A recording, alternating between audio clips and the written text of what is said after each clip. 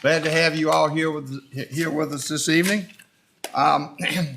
It's the board's practice that prior to the commencement of our board meeting, before calling the meeting to order, that a prayer be given.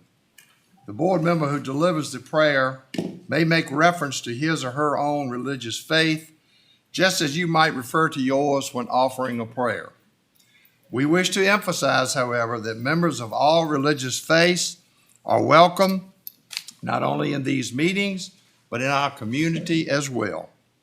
The participation of all citizens in the process of self-government will help our Board of Supervisors to better serve the good people of Mecklenburg County. And I will call on Mr. Tanner at this time for the prayer. Thank you. Let us pray. Supreme Architect of the universe, as we gather today, we ask for your blessings upon us. Guide our hearts and minds that we will work for the good of our county, its citizens, and we ask your blessings on everyone gathered here today. Heavenly Father, we also ask your blessings on the citizens of this county, our county employees and their families. And Lord God, we ask you to keep your hand of protection upon our first responders and our military, as many of these men and women will be away from their families during this holiday season. We ask for your presence with them and your protection over them. Lord, may you be with the sick, the struggling, and the grieving. May you find a place in their hearts. Heavenly Father, we also ask to come to you today to say thank you. Thank you for sending your Son on a beautiful Christmas night so many years ago, that he may live among us, die on the cross for us, and in 3 days later arise from the dead. God, may we feel that sense of giving in our hearts this holiday season. God, give us the vision which we can see your love in this world. Heavenly Father, I ask this prayer in the name of your Son, Jesus Christ. Amen. Amen. Amen. All right, at this time, I will call this meeting of the Mecklenburg County Board of Supervisors to order. I would remind you to please turn off or mute your cell phones at this time so we don't have those interruptions during our meeting. Also, for our public comment and public hearing sessions, I want to remind you that you are granted 3 minutes to make your comments. We do strictly enforce that, so please ask that you respect that protocol. At this time, please stand for our pledge to the flag. I pledge allegiance to the flag of the United States of America and to the republic for which it stands, one nation, under God, indivisible, with liberty and justice for all. Thank you.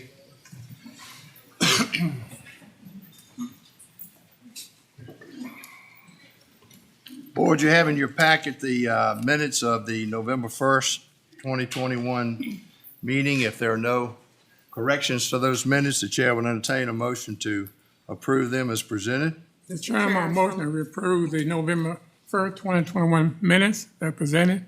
Now, you've heard that motion. All in favor, say aye. Aye. Opposed? Thank you. The agenda you have before you, I have no further changes to that agenda. Anyone else have any changes at this time? I'd like to introduce Deputy County Administrator, and also is another one, a broadband grant update. Broadband grant update. Yeah, Okay, I had that on my to-do list. then that's under you, sir. All right, so we need a motion then to adopt the agenda as presented. Mr. Chair, I so move. A motion to adopt the agenda. All in favor, say aye. Aye. Opposed? Yeah, at this time, I do want to, you want to do it, Mr. Carter? Introduce? Our new Deputy County Administrator, Alex Scott-Chalk, he's comes from us from Virginia Beach. He was a budget analyst there, worked on many different projects for them, from ARPA, VDOT, revenue, 911, as I learned today, was one of his early projects, so we're very happy to have him with us. Today's his actual first day. Absolutely.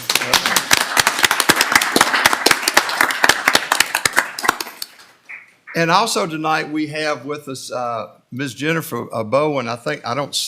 She's out there. She is. She's here with her FFA leadership group. If y'all want to stand up so we can. I had an opportunity to speak to this group several weeks ago and got some very good questions. And,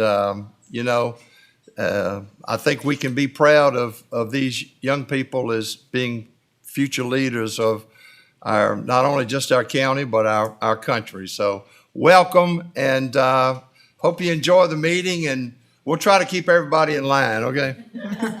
Thank you.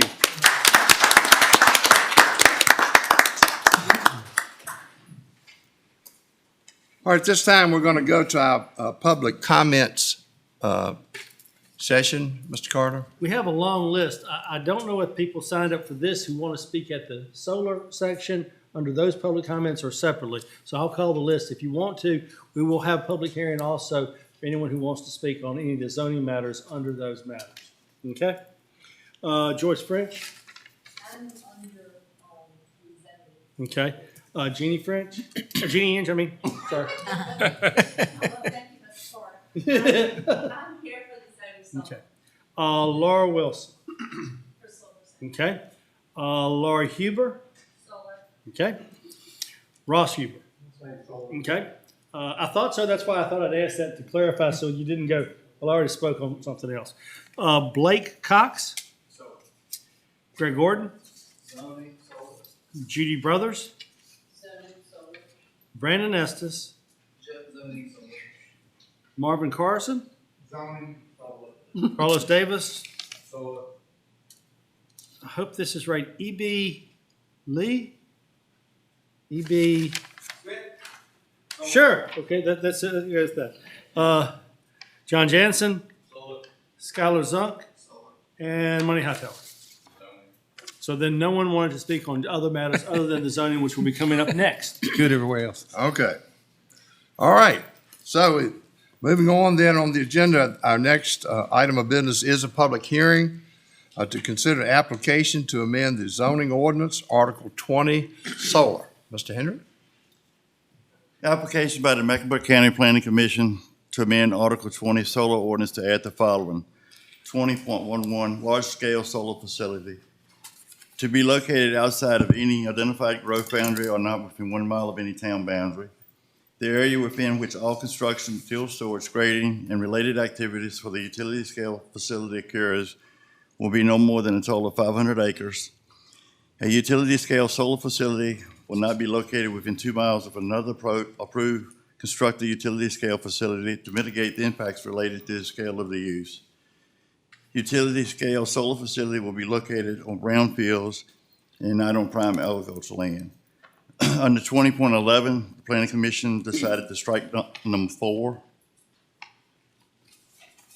And then under 20.12, small scale solar facility / community solar will be located outside of any identified growth boundary and not within 1 mile of any town boundary. The area within which all construction, material storage, grading, and related activities for the small-scale facility / community solar occurs will be no more than 50 acres. A small-scale solar facility / community solar will not be located within 2 miles of another approved or constructed small-scale facility / community solar to mitigate the impacts related to the scale of the use. Small-scale solar facility / community solar will be located on brownfields and not on prime agricultural land. Again, under 20.12, the Planning Commission recommended to omit number 4.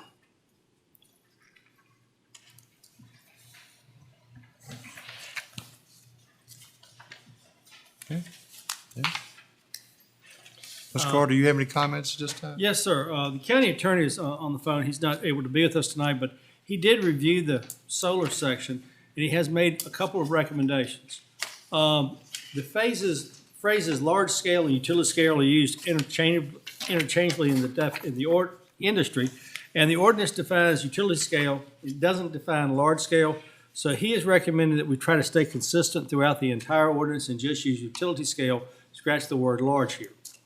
And he's also saying under both the utility scale and small scale, The first half of the sentence is, it will be located outside of any identified growth boundary and not, he said, the problem we have is we don't define what that growth boundary is, and then it goes in within 1 mile of any town.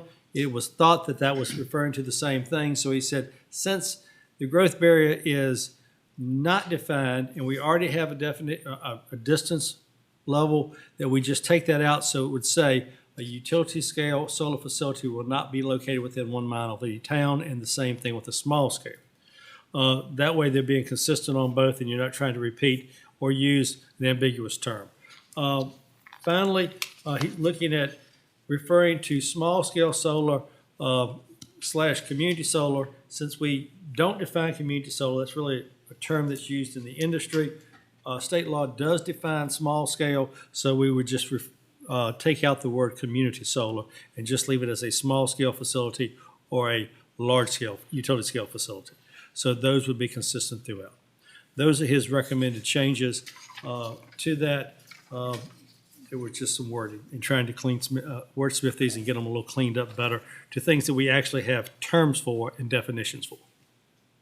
Okay, all right, thank you. Any board member have any comments before we go to public hearing?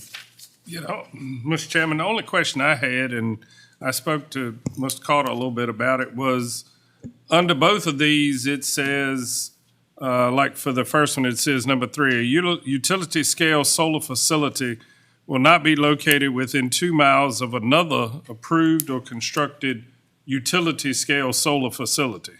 And it says the same thing in number 3 for the other one.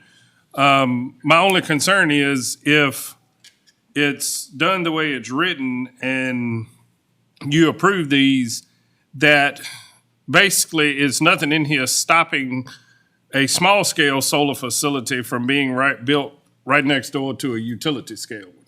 Because it only forbids another facility of the same size to be built within that 2 miles.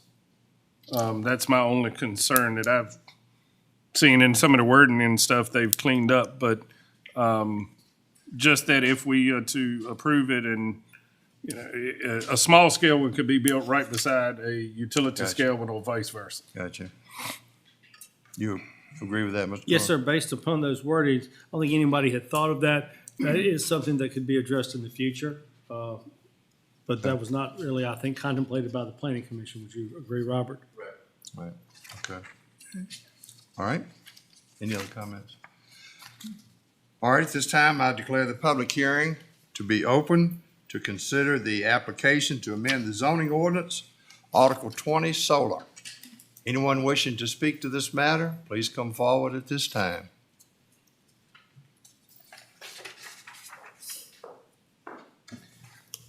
Okay, Mr. Chairman and distinguished members of the board, I'm not going to let you steal my thunder this time. I came to speak at the Planning Commission, and what I came to speak about, y'all took away. Well, guess what you did tonight? I think Wayne Carter has a listening device at my house, and it has to do with the differences in definitions. The amended ordinances appear to have added Section 20.11 and 20.12 to the existing ordinance. This adds new definitions not defined or in conflict with the definition section of the original ordinance. For example, 20.11, large-scale solar facilities, is referenced in the amendment but not included in the definitions section in the existing ordinance. It's referred to there as solar facility utility scale. So the same wording is not used. The existing ordinance defines solar facility, small scale solar facility, medium scale and solar facility, and utility scale. You know, so you have a small, a medium, and a utility scale. The applicable amendments mention large-scale solar facilities and small-scale solar facilities. At a minimum, all terminology needs to be reviewed, edited, and clarified. I offer you, just as an example, I'm not being inclusive here, but an example of a guideline for a general definition for consideration for utility scale or large scale farms, not inclusive for all. For the purpose of this ordinance, a solar farm shall be defined as a tract of land that houses large-scale solar installations where photovoltaic PV panels, referred to as solar panels, are housed.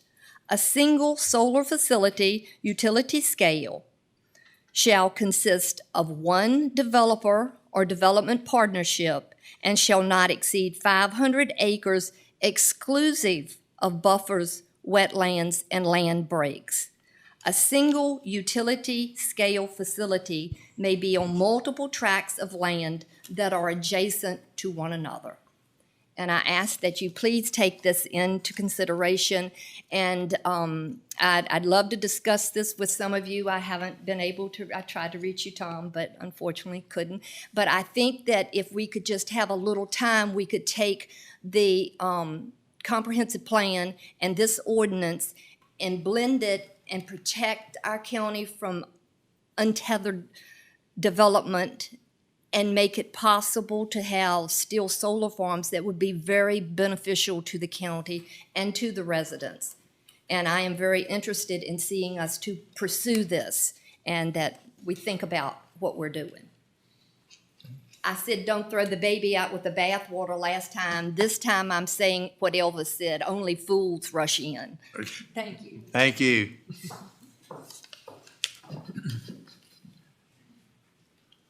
Mr. Chairman, members of the board, thank you for letting me appear. My name is Jeannie Inge, and I own a property at 7433 Old Cox Road. I came to the Planning Commission last meeting as well and supported thoughtful review of our county zoning. I think only through planned, careful development do we continue to have a community in which we all want to participate and live. And I think, though, that we are at a critical inflection point with the application of solar farms in this county, so we need a very thoughtful approach to that particular development opportunity. So since I came to the Planning Commission, I've spent some time in review of other benchmark communities, looking also at our own county in terms of land use development, areas of development. And so I'm taking a little bit more broad approach probably than we're typically discussing. I think that we have a fairly robust Article 20 in place, and I'd like to ask that you consider taking a step back and looking at solar not unlike the way you look at other industrial development, whether it be industrial parks or hog farms. We have very clear zoning rules, opportunities, articles in this county for the type of strategic economic development that we want to put in place. And I don't know why we wouldn't consider solar the same. I will say that I'm a little concerned that I know that there are quite a few developers down here knocking on doors, calling on people, and I think some of our landowners are not as informed about this opportunity as they should be. And I want to make sure for the citizens of this county that they are aware, informed, and that's part of them being part of the community discourse with you. So we need to have a little educational opportunity, but I also think from your leadership perspective, by looking thoughtfully at solar as a type of diversity and economic development and making plans, that would be a broader, more strategic way to look at it than trying right now to simply say 2 miles, 500 acres, 5 buffers, and this opacity in a screening. I think all of those things are important and go into great plans, but I think we also should consider where in the county it's most strategic to have solar. I see my time is running out. I'll just say, however many years ago, 40 years ago, when I grew up here, 50 years ago, did we ever think we'd have Microsoft in the county? It's been a wonderful addition to our county, to our tax base. We are moving ahead with new economic development. Let's do so thoughtfully, minimize the risk, minimize the impact, and maximize the economic opportunity. Thank you. Thank you.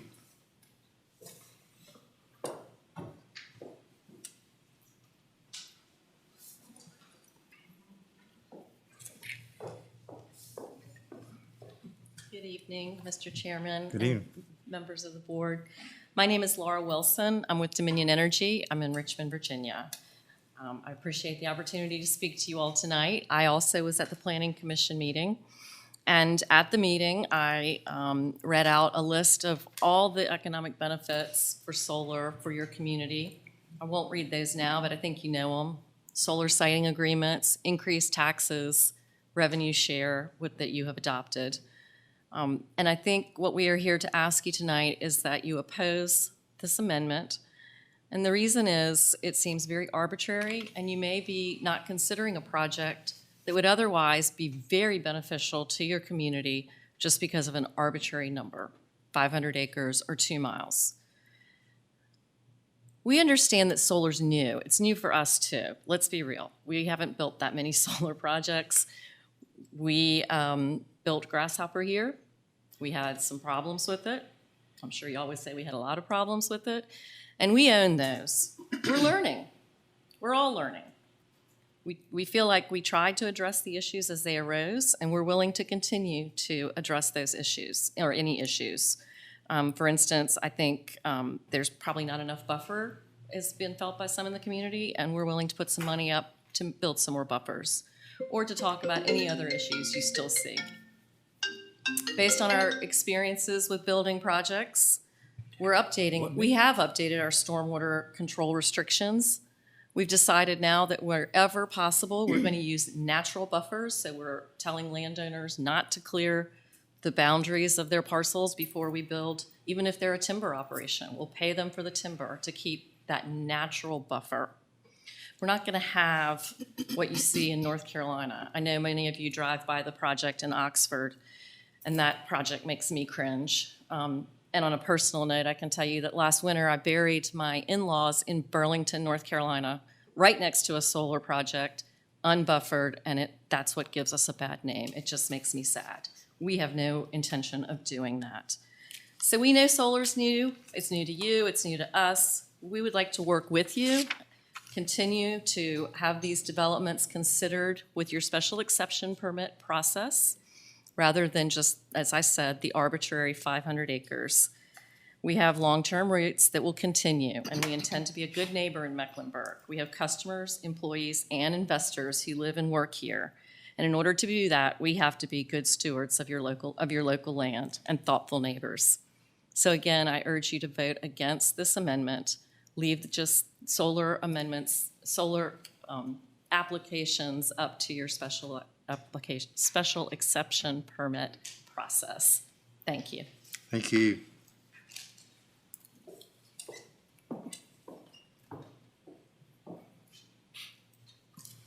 Hello, good evening, board members. evening. I'm Lori Huber. I'm here with my husband, Ross Huber. We live on Route 58. And I'm here with a sort of more general comment and a little bit different than anything you've heard so far. We are solar panel enthusiasts. We have them on our home.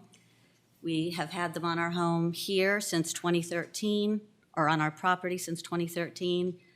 We've had them in one form or another since 1985. So solar is not new to us.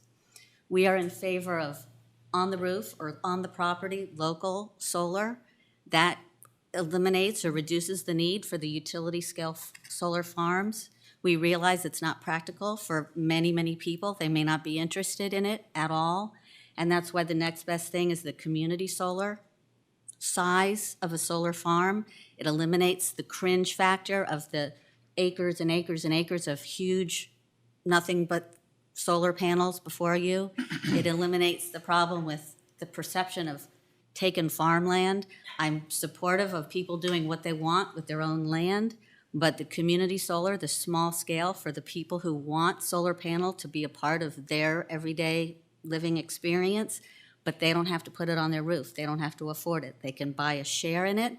They can benefit from it. They still get an electric bill, but the electric bill goes down based on the success of the solar farm, the community solar farm. If you have a string of bad weather, it's not as good, but you also have strings of sunny weather. We have batteries. We're very fortunate. We have a wonderful system. We would like to invite anyone who wants to come and look at our solar system, our setup, to come and see it. We're centrally located. We're on 58. We're between Boynton and Clarksville. We are happy to spend all kinds of time talking to you guys about what we like about it, what was a surprise, what works good, what doesn't work good. Well, again, it's the future. I'm so glad, I'm pleasantly surprised that things are as positive and as favorable as they've been here tonight. Thank you. Thank you.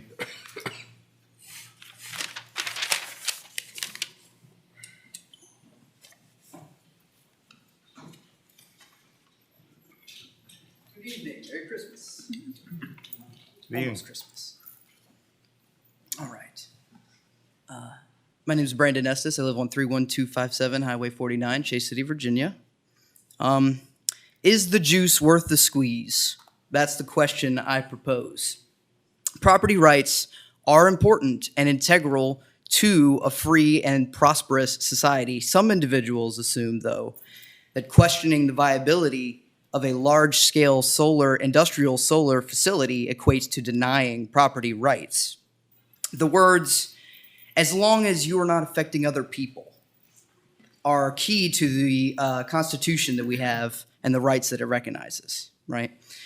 The presumption that large-scale industrial solar facilities don't affect other property owners and customers of electricity is myopic at best and misleading at worst. Energy production facilities connect to the power grid, of which supplies power to everyone connected to it. The reliability of that power being delivered affects the customers.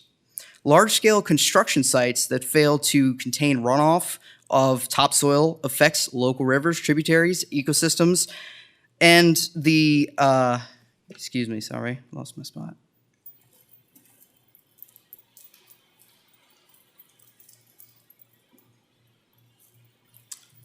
Ecosystems, as well as with silt that's ruined soil quality for future use of land. The inefficiencies introduced to the power grid cause fossil fuel plants to constantly spin up and down to pick up the slack of the inconsistent power output of solar sites, which results in fossil fuel plants dispensing more carbon into the air than if solar sites were not connected to the grid. Think driving in traffic versus driving down the freeway alone. Better fuel economy and more efficient fuel burn that leads to cleaner exhaust. These inefficiencies introduce more cost to fossil fuel plants operation and is thus handed down to the power consumer in the form of higher power bills.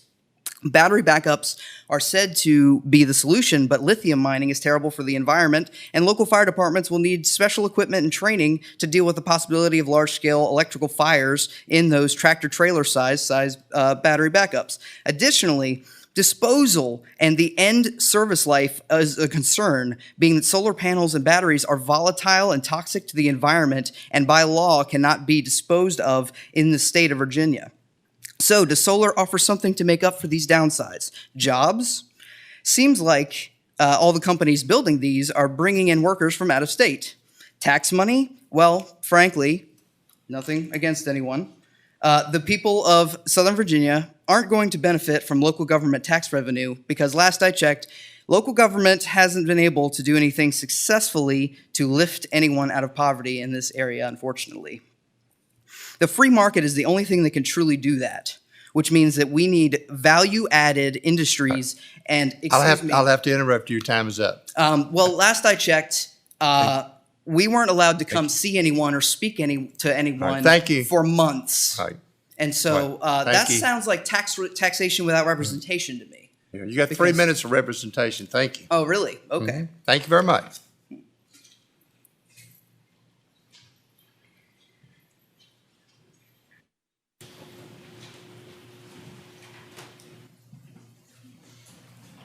Good evening. My name is Blake Cox, and I'm with the Virginia Land and Liberty Coalition. Our coalition is a diverse group of farmers, landowners, stakeholders who are concerned about protecting private property, increasing local economic development opportunities, and being good stewards of the land. We support renewable energy development by building grassroots support that is based in facts and not fear. We utilize communications, industry relationships, direct on-the-ground advocacy to equip rural communities with the tools they need to engage in utility-scale siting efforts in a way that benefits the entire community while honoring our individual rights. Our organization is concerned with the language proposed in the most recent ordinance, 500-acre limit, 2 miles from another project, 1 mile within town limits. moving forward with this language into an ordinance would be detrimental to landowners' freedom in the state of solar in Mecklenburg County. As I mentioned, one of the main focuses of our coalition is grassroots efforts. So I've had the pleasure of spending a fair amount of time here recently in Mecklenburg County. And I've gone around and I've collected a petition from some folks. We asked them, if you'd like, share with us why you think property rights should be upheld and solar projects should be permitted in Mecklenburg County. I'm just going to read a few of their examples. From Elizabeth Crabtree, it's their land, they worked hard to have it, and they should be given the right to use their land as they wish, as long as they aren't breaking any laws, and if this will help their income, they should be able to pursue their dream, and it may even help the county of Mecklenburg. From Jacqueline Green, I feel like if you own the land you're living on, you should have the right to do whatever you feel with it, and one should have the say over it no one should have the say over it besides yourself. People work hard to purchase their land and their homes, therefore the only one that should speak over your property is yourself.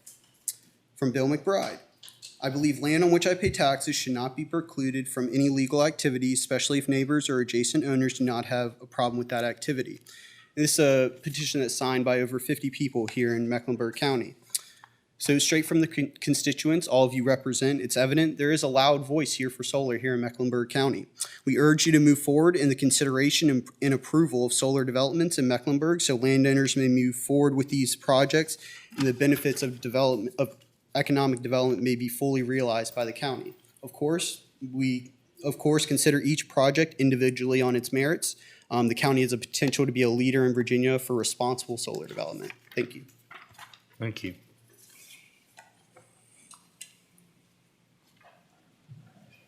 And folks, I don't mean to be rude by interrupting you, but we've got a protocol of 3 minutes, and we're going to stick with that. So please don't be offended if I interrupt you, during that. If you exceed that time, I'm sorry, but that's just the way we have to do it. So yes, sir. I'm Eric Smith. I pay taxes at 2386 Middle School Road, Skipworth, Virginia, 713 End Street, Chase City, Virginia, Mecklenburg County, born and raised here. Except for the 12 years I spent in the military, the United States Army, as a Green Beret.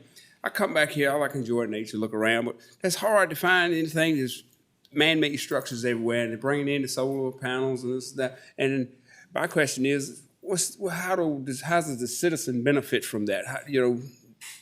Because everybody that's benefiting from it, they're already rich.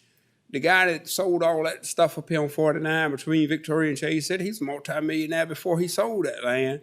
And he made millions off of that, and nobody else got nothing. And my electric bill ain't changed none. And that's how does the citizen benefit from it? For every person here tonight that's opposing this solar thing, there's 15 that's not here. We simply just don't want it. So can anybody tell me how does the citizens of Mecklenburg County benefit from building these solar panels? How? Well, we're not, during a public hearing, we can't, answer your questions. I'm sorry, but this is just to hear what you have to say. Right. We don't want them. Simple as that. And I don't need 3 minutes. We just don't want the solar panels. And like I said, for me, everybody, every one person in here that's opposed, we represent 15 people that are not here because we left out of the loop. We don't know nothing about your meetings and stuff like this. I ain't never been here before, and I've been in Mecklenburg. I come from Skipper's right down the road here. I ain't never heard of Board of Supervisors. What do y'all do? Like that boy said, nobody benefit. I mean, people still poor and stuff. What does the Board of Supervisors do for the county other than hire landfill workers? And deputies. Well, we invite you to come to we meet once a month, and we would love to have you here. Do they pay y'all? Every month. Yeah, the pay's great. Yeah. They laugh if you do what we got paid. Good evening, everybody. My name is Carlos Davis. Merry Christmas all. I'm here to speak on two living things: the trees and the animals. Have you taken notice of all the wildlife that's in Chase City?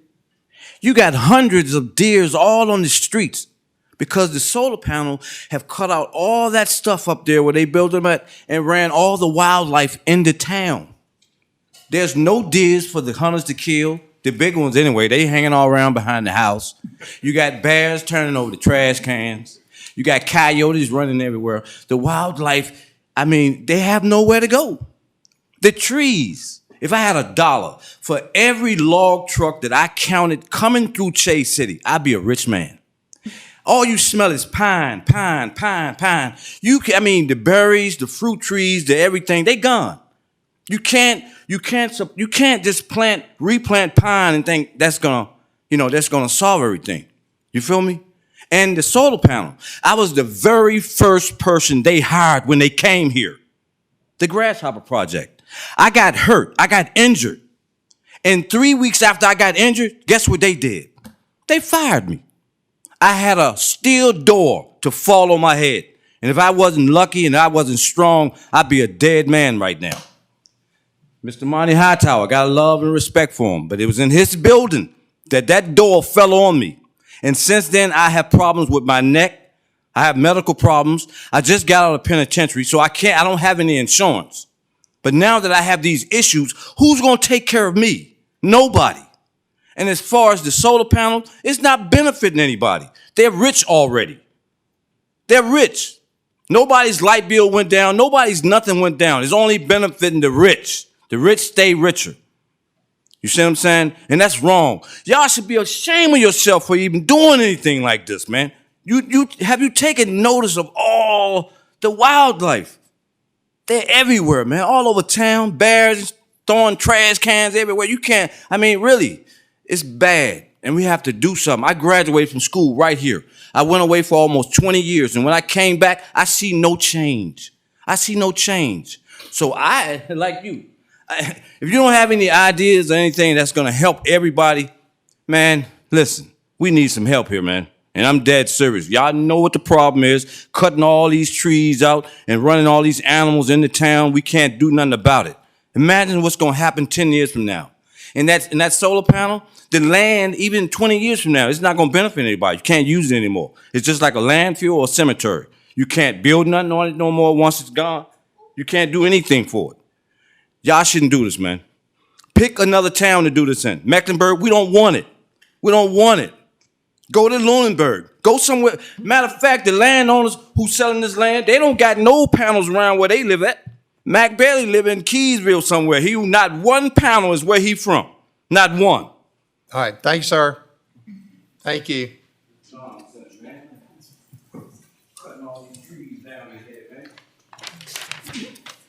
Mr. Chairman, members of the board, good evening and Merry Christmas. Merry Christmas. My name is Skylar Zunk. I had some fortunate time in the Trump administration where I got to see energy policy made up close and personal up in DC. It is an honor and a privilege to get to see economic development and energy development take place in rural Virginia. I love it. My name is Skylar Zunk, like I said, and I'm here representing Conservatives for Clean Energy Virginia. We've been around for 5 or 6 years, focused on doing a lot of what's happening right now, uniting business owners, employers, local leaders like yourself, as well as our leaders up in Richmond. We love property rights. They're essential to capitalism. They're an essential part of being an American. And we love solar because it is also a very capitalistic activity. But the main story that I want to leave you guys with tonight is the economic development. Yes, it benefits the landowners. You guys know that. But it also benefits the local businesses, the housing market, hotels, apartments, restaurants, retail, you name it. It is a lift to every business in the community, not to mention the tax dollars that it brings in to help fund our schools, help fund our public services as well. But I also shared with you guys a letter earlier that was shared a couple years ago from data centers. You guys probably have heard of Microsoft. You guys have probably also heard of Adobe, Apple, and Amazon. These folks love their clean energy. They are the biggest buyers of clean energy in Virginia. Microsoft specifically buys the most solar. They want to locate and expand in areas that have solar, have clean energy. I'll read you the first couple paragraphs of this letter, and I'll be brief. As data center providers, customers, and co-location service providers with operations in Virginia, we prefer electricity that is generated by clean, renewable energy. We are writing to express concern regarding the restated intentions of energy providers to meet our energy demand with expensive fossil fuel projects. Data centers power our modern economy. We provide the internet cloud services that today's businesses, consumers, nonprofits, and hospitals rely on to operate effectively with greater productivity. It's estimated that as much as 70% of the world's internet traffic flows through Virginia data centers. This ordinance that you're proposing puts a big old closed for solar, closed for business sign on Mecklenburg County. I'd urge you guys to proceed with caution. Have you asked Microsoft leaders what they think of this proposed ordinance? Have you asked economic development authorities across the state what their thoughts are and what this could mean? Have you asked other employers in the county who are taxpayer employers that pay people's bills, pay their paychecks, and pay tax dollars? The special exception process works. You guys give thumbs up and thumbs down every opportunity that you have to consider a project. I urge you to reject these ordinances. They're bad news. And please continue with the special exception process where you guys have that ultimate say. Thank you very much. Thank you.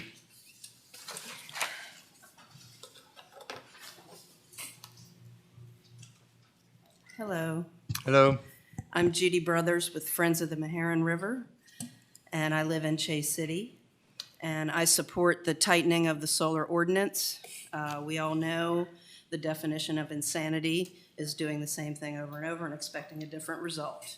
So I want to bring to your attention Butcher's Creek and the silting issues there that's putting a plume out into the Carr Lake every time it rains. That's one thing. And then we have Bluestone's silting issues and erosion issues. That's nothing new to these solar sites. All you have to do is look at the Essex disaster and the Muddy Gut Creek, the Campbell County stop work order on solar because the roads were flooding. Louisa County has had on Channel 6 a news story about farmers up there that are really upset about their farms being flooded out. And there's a bunch of stories. You can just look it up. It's all on the internet. So anyhow, Martinsville also has turned down 2 large projects recently. They had 70 people in there that were for solar, and they're hearing all these issues, so they shut it down and said no. So it seems like we need to learn more about what's actually happening and make a decision based on that. So thank you. Thank you.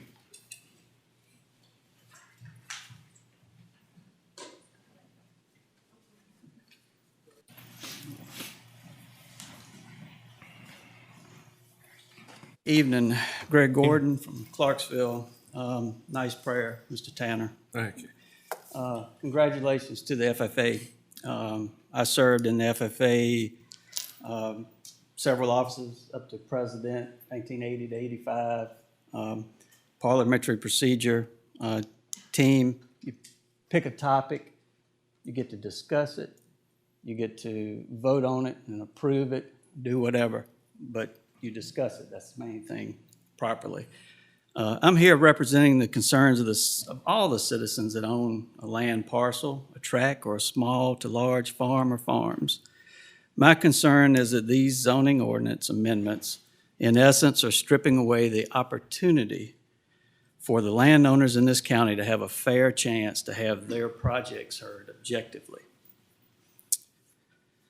Not that you get to do everything you want with your land, but you need to be able to have it heard, discussed fairly. The landowning citizens already get the feeling that you're not interested in looking at their individual projects and are not getting a fair evaluation based on the interpretations of the comprehensive plan. There appears to be many personal agendas and not enough actual discussion when these plans are presented. A few items I took out you've already addressed. The 2-mile separation from approved solar sites is a big concern. It's a denial of opportunities for other landowners to have theirs looked at. A perfect example of this is when we presented our case to the Planning Commission for a small 25-acre solar tract. Mr. Brankley commented that he could not vote for that because he had someone call him who had a call from the power company, or not the power company, from someone in the solar business that said that, they would like to have the opportunity to have solar on their farm. And that's not even a part of the comprehensive plan. It's from an approved site. This was not even an approved site. This was just somebody that called. So if you can use it in that way to run your personal agenda, you can also use it at any site that comes before you guys in the future, especially if it's a zoning ordinance. All you have to do is pick up the phone and say, hey, I might be doing a solar within 2 miles of somebody else. The mile from town, it takes 47,000 acres off the table. That will be ignored. The property owners are ignored. They won't even have a real objective chance for you to take a look at it. And there's a lot of good, smaller opportunities now that I think will work nice within our community. Some of these make perfect sense. And some of them our planning commission members have approved, but they did not get approved altogether. So I just encourage you to leave the plan, the comp plan as is, leave the zoning ordinances as they are. You just might find that some of these projects are not the Antichrist, which some people seem to think that they are. So, Thank you. Thank you. Thank you, sir.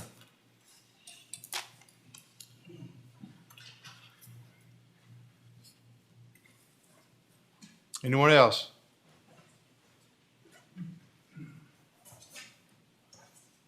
Hey, y'all.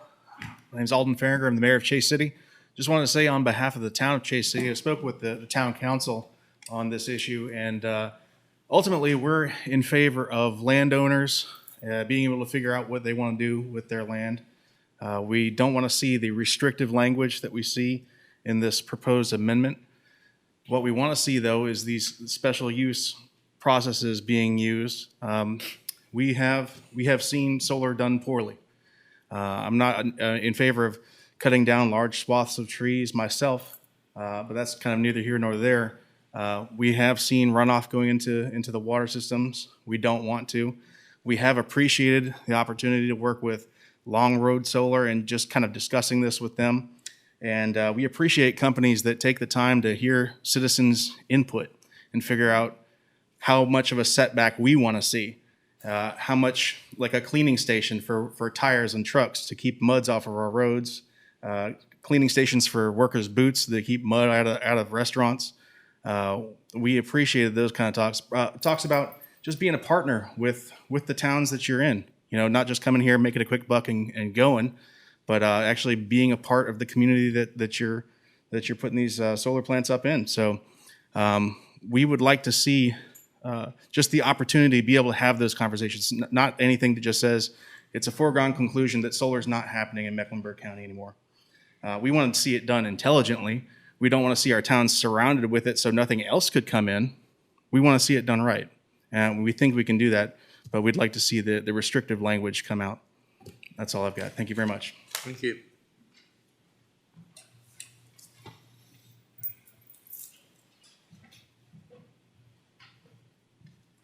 Mr. Chairman, members of the board, my name is John Jansen. I'm from South Hill. And I just wanted to say how refreshing it was to see a planning commission and a board considering properly using their comprehensive plan and their zoning ordinances to put some common sense controls on what is a non-conforming use in an agricultural area. And it's good to see that the way we look at this is a good start. When somebody buys a rural property, they expect just that. They don't expect an industry to come next door to them. To couch that as a property rights argument, I think is disingenuous. The very nature of zoning, which is well established here in Virginia, the very nature of planning and land use dictates that this county do exactly what it's doing. And that is put some common sense controls on what's going on. And I thank you for considering this. And I thank you again for doing it properly in light of the comp plan and the ordinance. Thank you.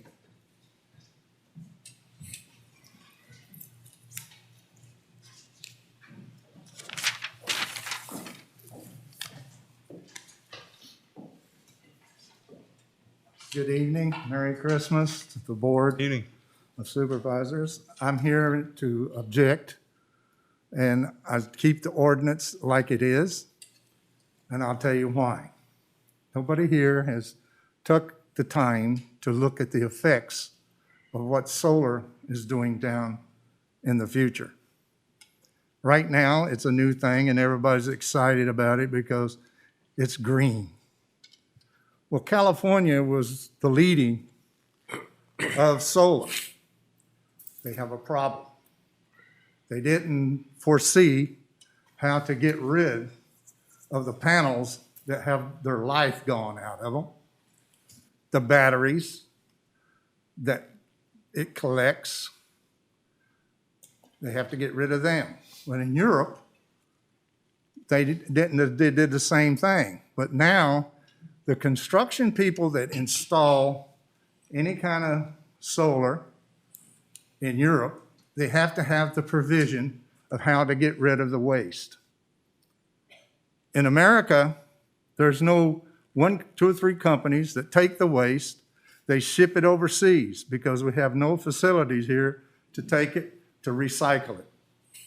So they send it to Indonesia, South Vietnam, they send it to Africa and India. When them people get it, they put it in their trash heaps, and the poor go in there and they get into it because of the silver, the cadmium, and the lead that's in these panels. To take it out to make money, that's how they make their living. Now, I understand a lot of people are for it, and the landowner, he wants it because it's good money. I don't fault him that. But I'm a landowner also in this county. I'm at 2686 Fort Mitchell Road. And this, if this goes through, it's going to be 2,000 feet from my house. I don't want it. And I'll tell you why, because of the future. If it leaks into the water, it leaks in, there's 7 creeks where they're proposed to put this 7 miles. There's 7 creeks, and that's not including the Mahern River. What's going to happen to them? I just asked you to consider it, think about it, about the waste. What are you going to do? Because it's going to be on you to get rid of it. Companies ain't going to get rid of it because they don't have no facilities to do it. They hire somebody to come do it. They don't think of the future. It's great right now. But down the road, you've got no benefits because it doesn't do what it says it does. And all the electricity that it does, it goes north. It don't even come here. Thank you. Sir, your name? Marvin McPherson, I'm sorry. Thank you, sir. Anyone else?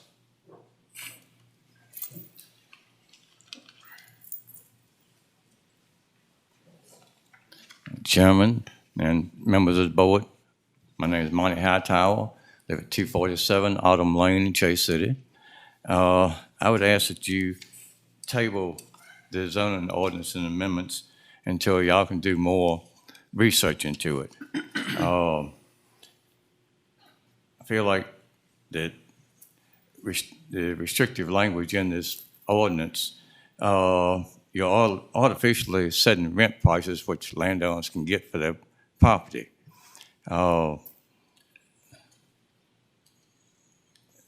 Landowners like myself, you get $30 an acre rent on soybeans.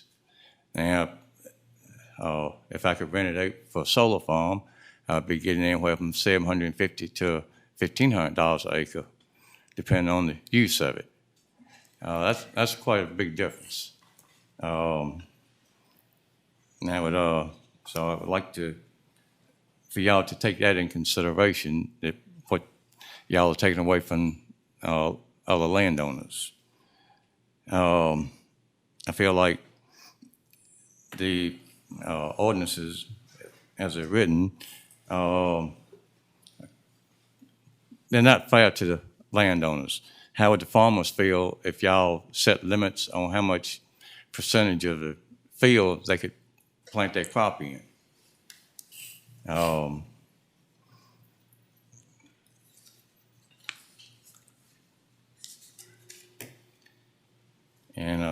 one thing too, on the public comment at the Planning Commission 2 weeks ago, all the comments that were made by the public, there was not one bit of discussion in the Planning Commission as to what was brought up.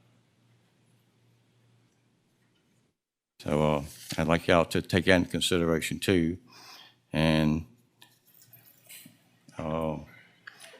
I think it's y'all's duty as a Board of Supervisors, it's y'all's duty to make ordinances that are equitable to everyone, not excluding certain industries or certain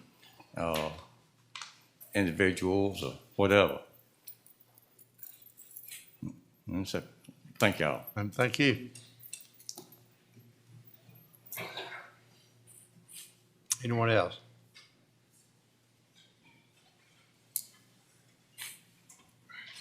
All right, seeing no one, the public hearing is now closed.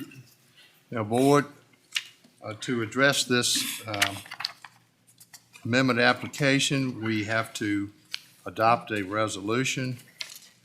So we need a motion to adopt or not to adopt this resolution. So moved, Mr. Chairman. Move to adopt. All right, we have a motion to adopt this resolution. Also, I wish to remind you that the Planning Commission did adopt this, these changes in these ordinances on an 8-0 basis, I believe, as I recall. All right, so you've heard that motion. Any discussion on that motion? Mr. Chairman, the part that Ms. French brought up, will that be addressed afterwards, or should it be something that's taken up beforehand? Well, you talking about the language, and yeah, that'd be something we would have to address in the future. But I think come up with additional definitions, et cetera, more than what was advertised. We'd have to go back and readdress that. The Planning Commission would, or an individual could apply to amend the ordinance.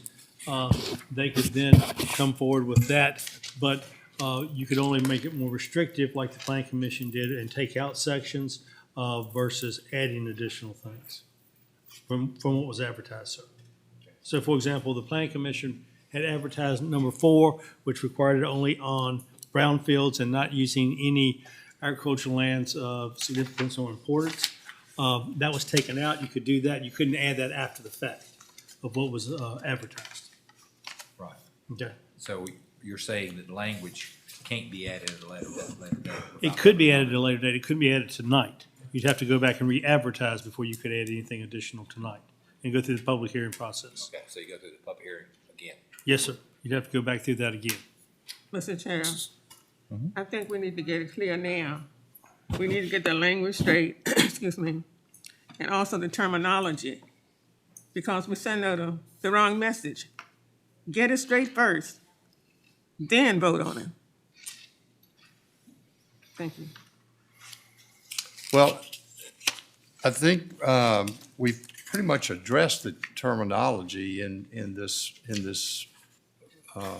ordinance that was read out prior to the Yes, sir. public Mr. hearing. Slade, I think, took out some wording, as Ms. French had brought up, large versus utility, et cetera. We're using the same wording throughout the ordinance now. Right. With regards to that, that's the question, sir. Mr. Chair, now the people who spoke tonight, have they seen this?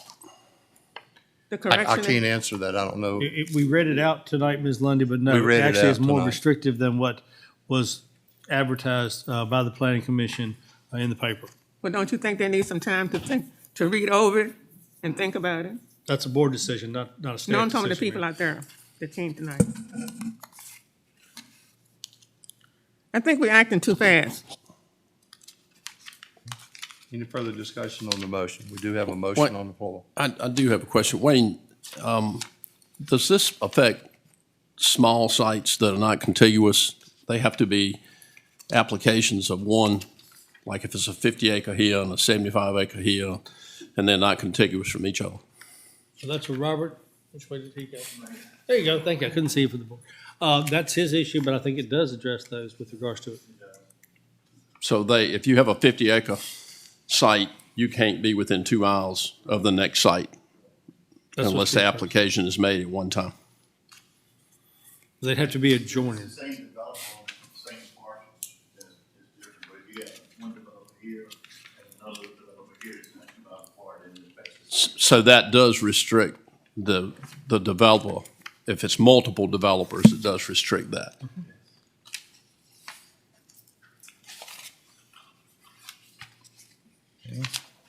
You know, I completely see Mr. Brankley's motion here, but I don't know that a month will make any difference. I understand where Ms. Lundy is coming from too.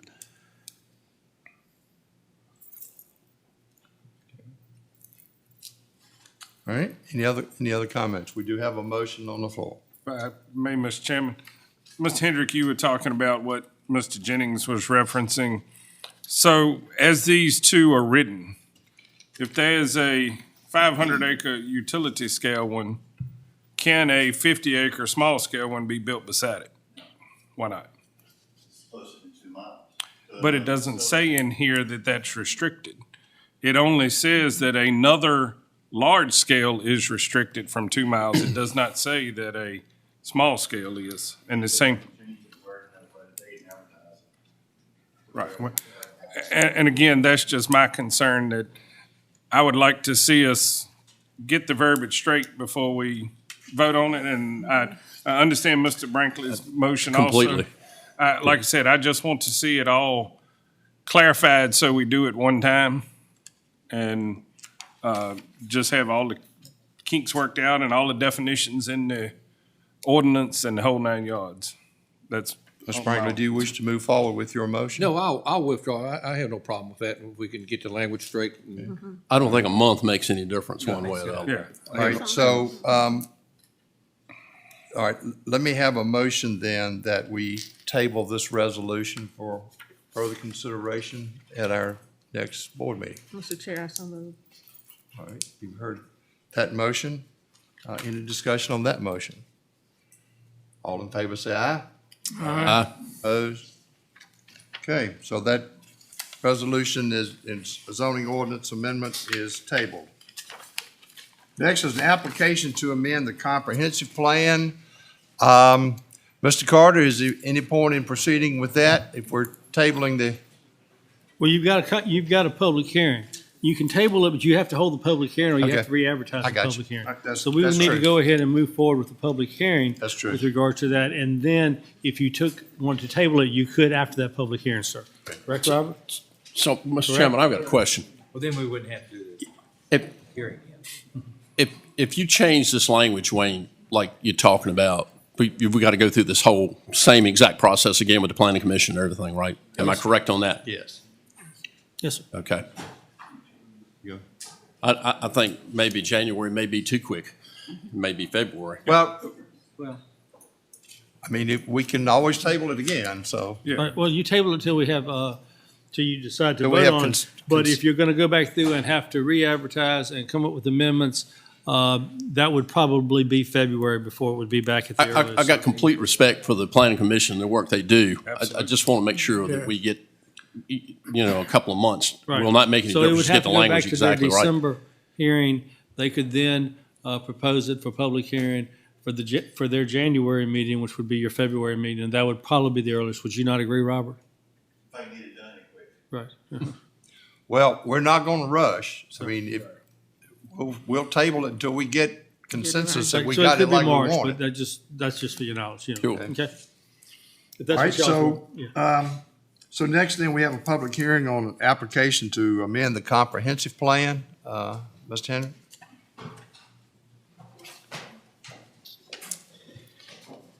Application by the Mecklenburg County Planning Commission to amend the Mecklenburg County Comprehensive Plan to add the following.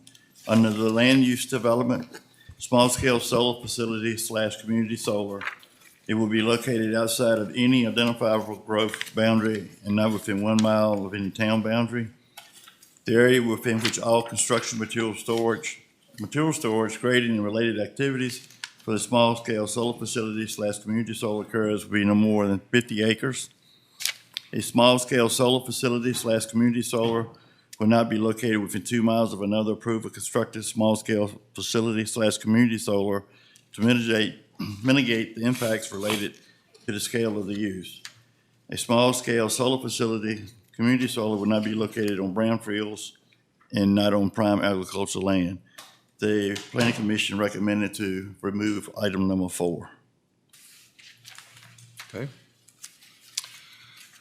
Mr. Carter, you have any? Yes, sir. In reviewing this, the county attorney recommended to strike community solar where it was in both of these sections, and to also to take out, it will not be located it will be located outside of any identified growth boundary, and not remove that, so it just states a small-scale solar facility will not be located within 1 mile of a town boundary. This is in keeping with what was proposed in the other wording, and it is actually taking out part of the restriction, so therefore it would be allowed. Okay. All right. Any board members have any comments before we go to public hearing? All right, this time we will open the public hearing to consider this application to amend the comprehensive plan. Anyone wishing to speak to this matter, please come forward at this time.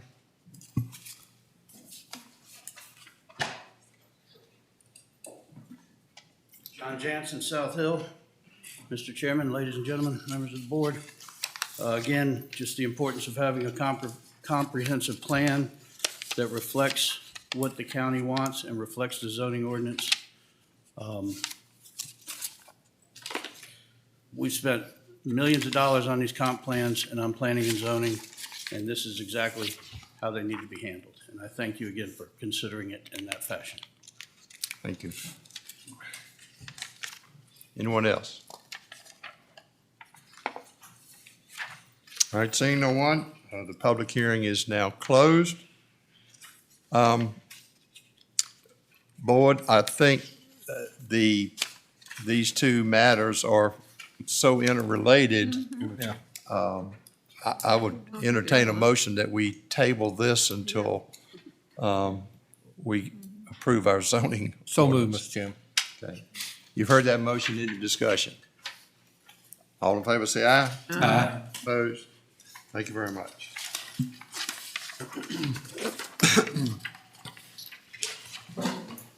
Mr. Nichols, we have Mr. Nichols with us tonight for update on our new school. Always look forward to that, Mr. Nichols. Thank you, sir. Mr. Chairman, members of the board. Tonight, we are almost 6 months from completion of the new school project. Unreal. Long time. And I'm going to give you an update that's going to show you some of the new options, of the new opportunities that have come our way. And I think it will give you as much excitement as it is for those of us on the school board and working with the school system. So if we will move forward with the slides, as usual, we'll be looking at an overview of construction, the schedule, the budget, and some progress photos as we move along. Current progress, you can read for yourself, but I'll go through them.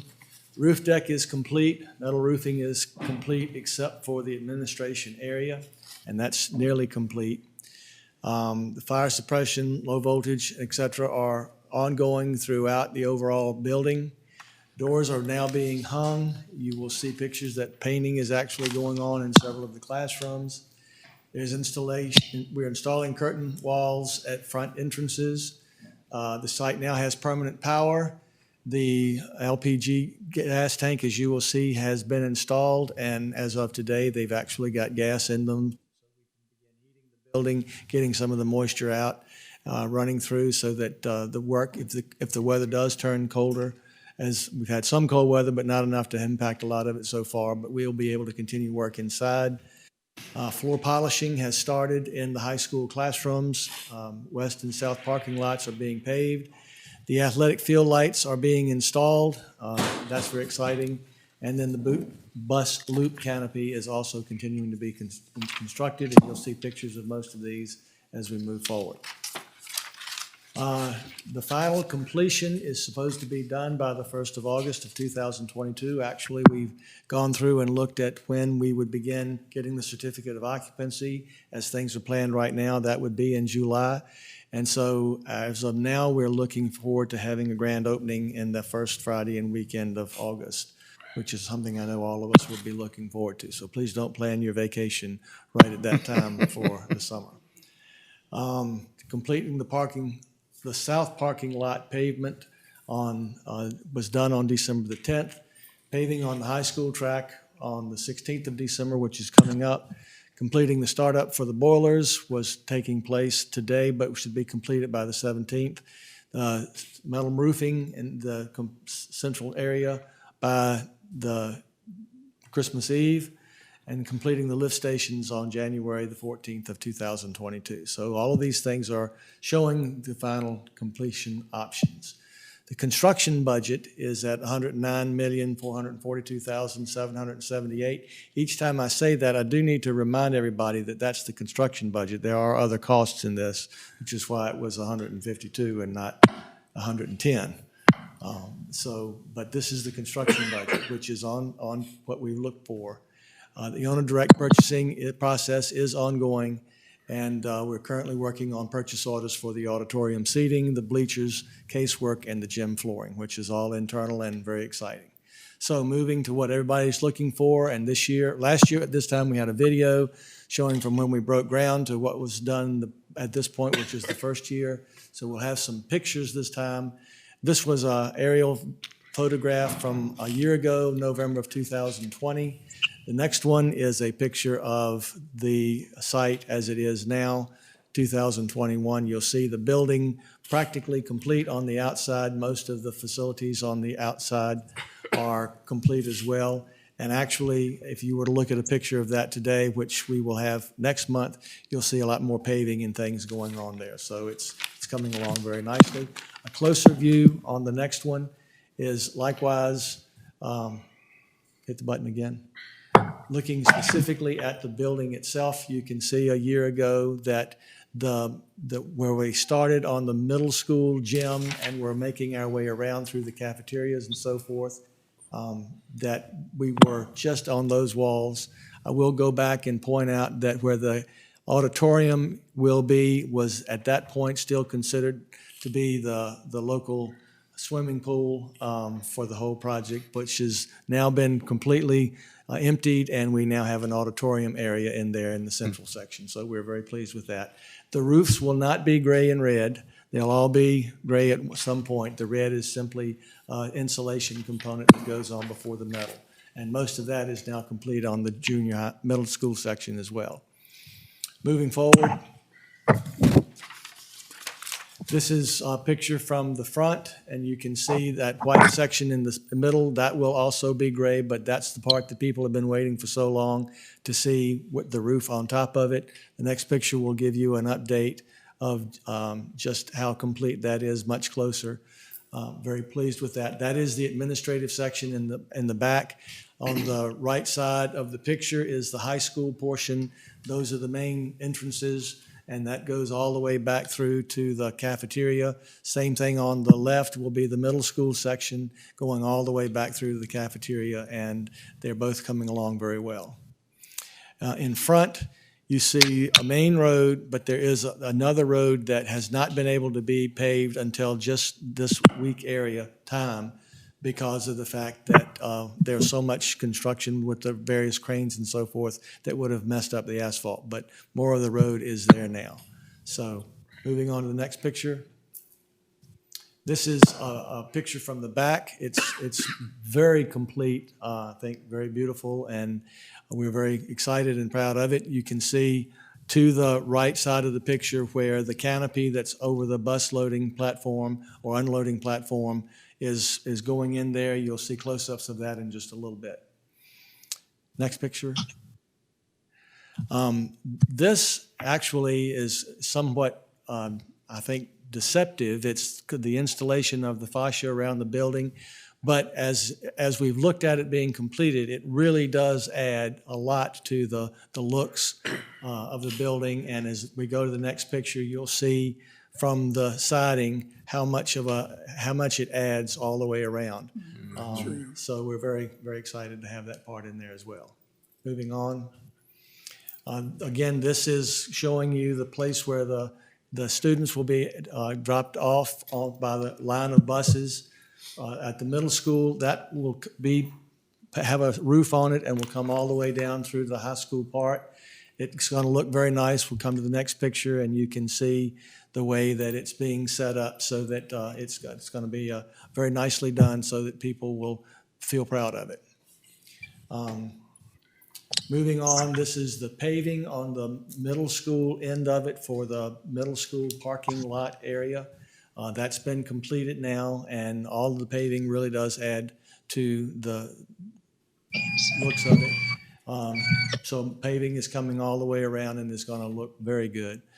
This is another picture coming up with where they were working on that. So moving on to the next slide. We've got the installation of the huge propane tank and the vaporizers. That heats the water that will be going to the heating elements and so forth throughout the building. Very important, particularly during this time of the year. And they're actually installing the gas in those to get those, beginning to get those fired up. We have another picture of that because it gives you a better sense of just how large that tank is. That's big. A lot of propane. Moving on. This is the inside, the polished, except for the floors going from the front entrance all the way to the back in the cafeteria area. We will have polished concrete floors. This is the machines that were used that were to be doing that. If you move up to the next one and run over it, this is actually a video, a very short video. Move your finger over and you'll see the start button. As they walk up.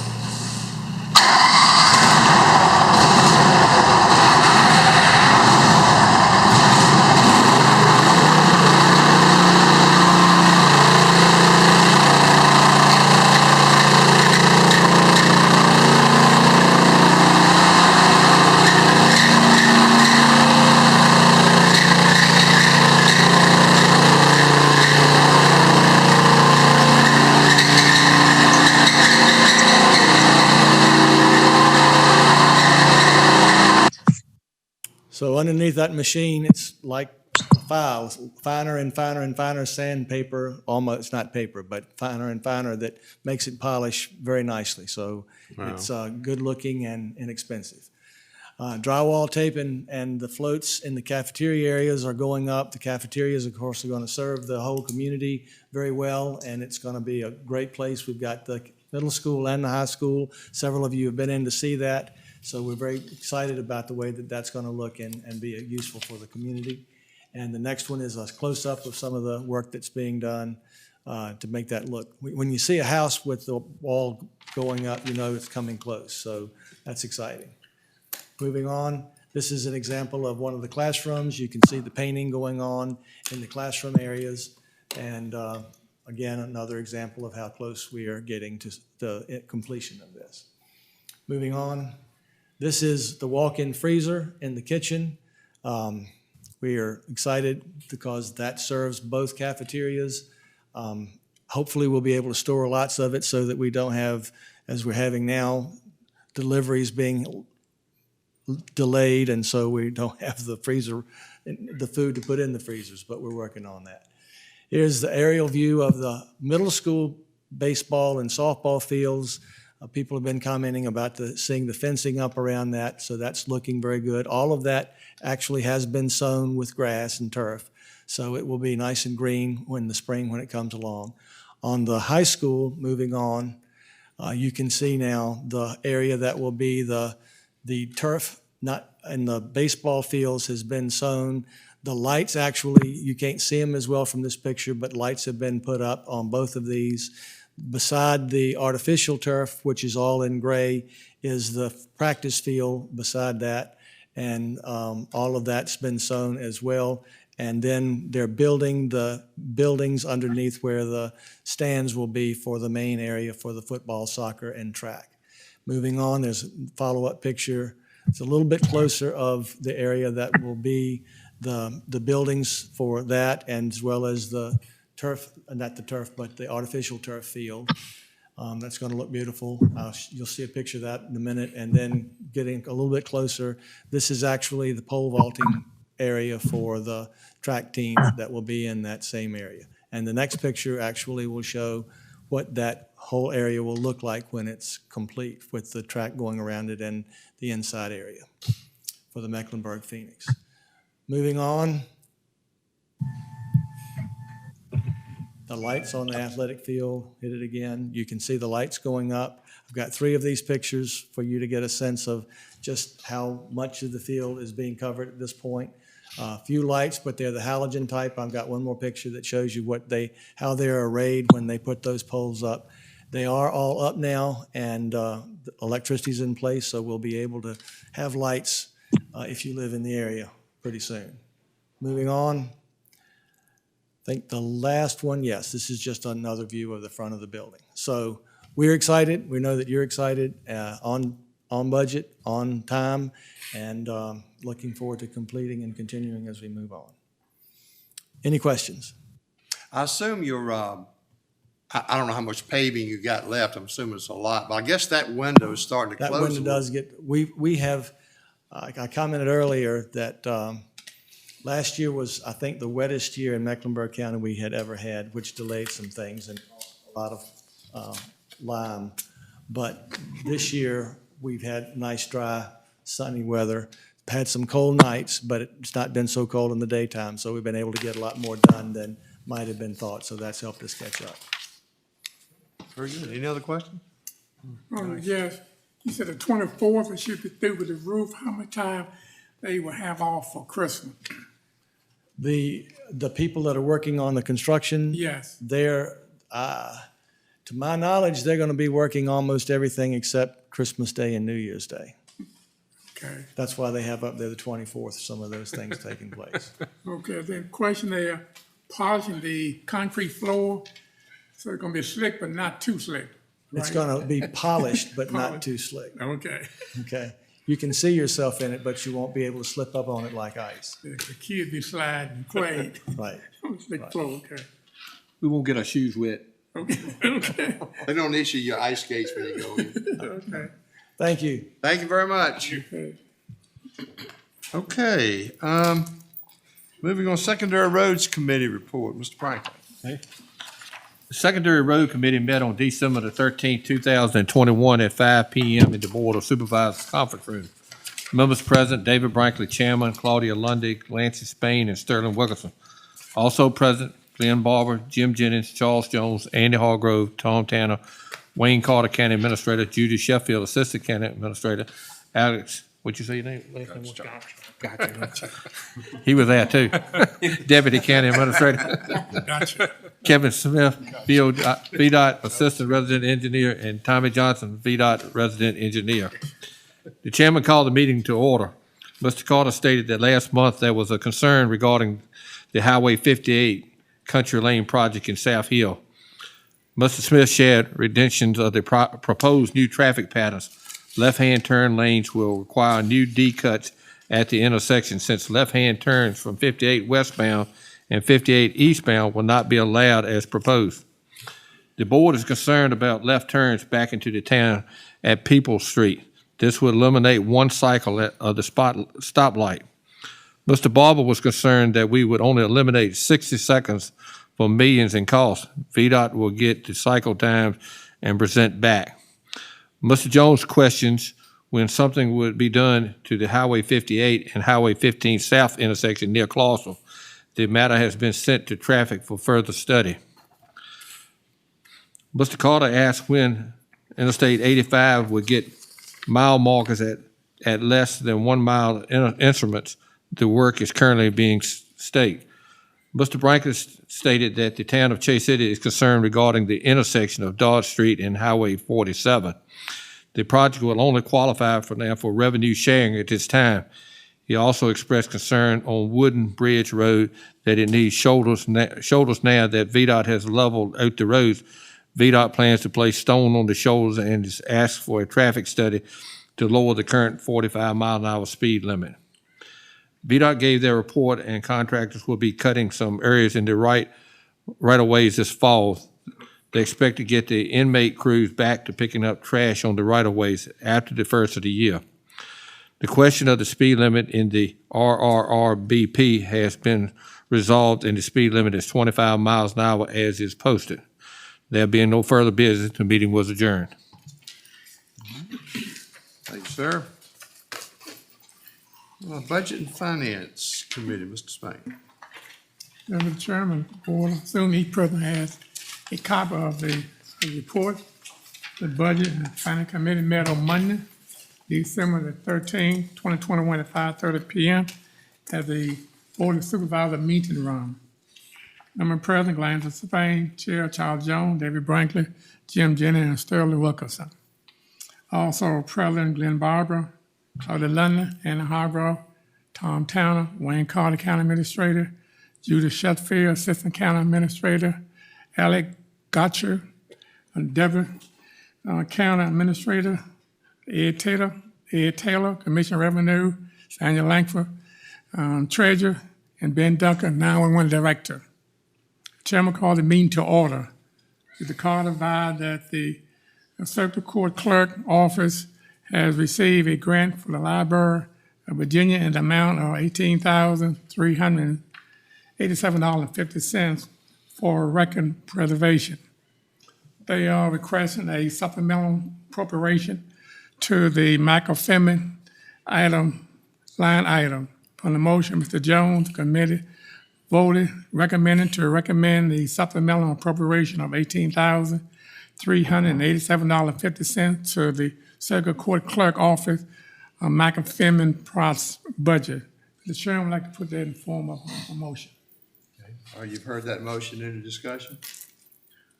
All in favor of the motion, say aye. Aye. Opposed? Thank you. Mr. Carter advised that the Sheriff Department have received a check in the amount of $2,492.55 from VACOR for the damage to the 2019 Dodge Durango police vehicle. On the motion, Mr. Wilkerson, the committee unanimously recommend to the supplemental appropriation of $2,492.55 to the Sheriff Vehicle Replacement Budget. The chairman, I put that in the form of a motion. You've heard that motion. Any discussion? All in favor of the motion, say aye. Aye. Opposed? Thank you. Mr. Carter advised the library have received an ARPA grant for the amount of $20,470. The request for supplemental appropriation in the following category: equipment, $2,424.67, telephone, $11,800.32, material, $6,245.01. Upon the motion, Mr. Brinkley, the committee voted unanimously to recommend approval of the supplemental appropriation to the library in the amount of $20,470 even. The chairman, I put that in the form of a motion. All right, you've heard that motion. Any discussion? All in favor of the motion, say aye. Aye. Opposed? Thank you. Mr. Duncan, the 911 director, advised that he had received 2 bids for update the lighting and ground on the 911 radio tower. The lower bid for the triangle tower at $18,560. On the motion, Mr. Brinkley, the committee unanimously recommend approval of the accepted lowest bid by triangle tower for $18,560. Will the chairman put that in the form of a motion? Okay, you've heard that motion. Any discussion? All in favor of the motion, say aye. Aye. Opposed? Thank you. Mr. Duncan presenting pricing for a battery UPS at the 911 building. The staff is recommending going with the bid from Sitcom for the cost of $40,602.07. On the motion, Mr. Jones, the committee voted unanimously to recommend approval of the bid for sitcom for $40,602.07. Would the chairman put that in the form of a motion? You've heard that motion. Any discussion? All in favor of the motion, say aye. Aye. Opposed? Thank you. There being no further business, the committee for the adjourn. Thank you, Mr. Chairman. Thank you, Mr. Payne. Property Committee, Mr. Jennings. Mr. Chairman, the Property Committee met on Monday, December the 13th, 2021 at 5:45 p.m. in the Board of Supervisors meeting room, Boynton, Virginia. Members present: Jim Jennings, Chairman; Clancy Spain, Claudia Lundy, Andy Hargrove, Sterling Wilkinson. Others present: Glenn Balva, David Brankley, Charles Jones, Tom Tanner, Wayne Carter, County Administrator; Judy Sheffield, Assistant County Administrator; Alex Gottschalk. Okay. We'll get it down. We'll get it down. We'll get it. Deputy County Administrator. We'll have a training session We'll on make the sure next we get it meeting. right. Chairman called the meeting to order. Mr. Carter discussed that when the board voted to declare the old Boynton High School surplus and give it to the county IDA, the size of the disposed of property was not discussed. The current plat shows the property consisting of 4.53 acres and is a recombination of two parcels. The western part of the parcel is where VPI has their community garden. Mr. Carter is recommending that the board limit the area to a point halfway between the second and third light pole on the southern boundary to a point in the middle, 2 rebars on the north boundary. A plat will be made if a bid is received that is acceptable to the county. There being no further business, the meeting was adjourned. Information on this. Okay. All right. Thank you very much. All right, Mr. Carter. Yes, sir. Thank you so much. You have the building permit report for November. It is down. It is always down this time of year. A lot of contractors have a lot of work. We've had quite a busy season. It is still up from last year. If you look at construction costs, this year over last year's approximately double. Even though the number of permits were up about 15, it still shows how well the economy is doing. You have the zoning administrator's report for Roberts. His numbers are also up from last year. If you have any questions on any of that. Animal control report. We were still able to adopt out approximately 75% of our animals, so we are very happy with that. Sheriff's report. You do have summonses and traffic. 318 on summons, 40 on traffic. So as we move through that, you have the calls for service. November was a very large month. They averaged over 100 calls per day. So it was a very busy month. We did have a number of businesses checked, almost 1,900 through the month. You did get the VDOT report earlier as part of the secondary roads. They were here. So if you have any questions on any of those. And next, I'll go into redistricting. We have Andy in the back here. Andy Wells with the Planning District. You were sent the redistricting information for this time. Differences in population from 2010 to 2020. We lost from 32,727 in 2010 down to 30,315 for a total loss of 2,400 people, 2,412 for the 10 years. 10 years ago, your average district was 3,636 people. This time it's 3,368. That's on the first sheet I sent you. What you're looking at is approximately 268 people less per voting district.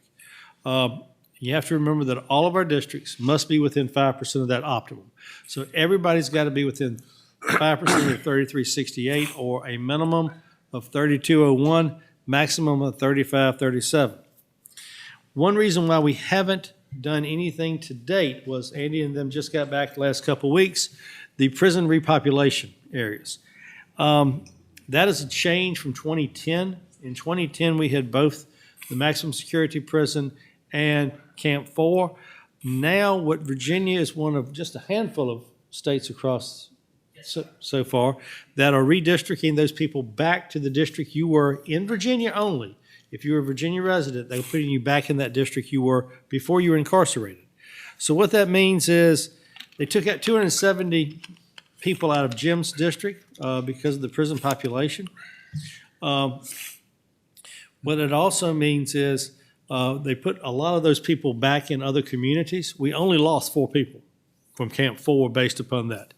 Where the huge change was in 2011 in Mr. Spain's district, maximum security closed, that led to a loss of 847 individuals, and that's why his district is down 966. So this is going to be a huge difference. If you think about it, he lost literally over 25% of his district. Okay? Yes. So also you need to remember our minority population has remained fairly level, but we're going to have to move lines around in order to get Mr. Hargrove, for example, above 50%. He's actually fallen below this time. Mr. Spain's district is going to change dramatically because he's lost so many people. When you've lost 1,000 folks, it means a huge difference. I'm not sure everyone realizes this because many of you weren't here 10 years ago, but Mecklenburg also is under a federal court order from 1988. That requires 3 majority-minority districts. It was agreed to by the NAACP, the ACLU, and the Board of Supervisors. I've spoken to Russell, and that is still in effect. That means we have to work on districts 1, 2, and 4 first, trying to get those back as majority-minority. Once we redistrict, what that means is, for example, if you were at 50%, we couldn't district Mr. Hargrove down to 49. We can get you up to 51. So what they want you to do is, you are, I think, 47%. As long as you end up with 47 still, that's okay. But you're supposed to be a majority-minority. So we've got to look at where we've got to shift your boundaries. It's going to affect all of y'all. It's going to affect you hugely because of the loss of Mr. Spain's district. Mr. Tanner's got, and Mr. Barber, and Ms. Lundy. Mr. Barber, you got the distinction of having the most people coming back in.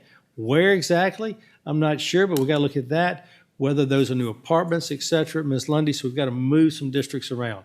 That's going to, what we will try to do, like we did in the past, is keep each one of you in a separate district. I can't promise that once you get to school boards, and after that, it's all, you're done.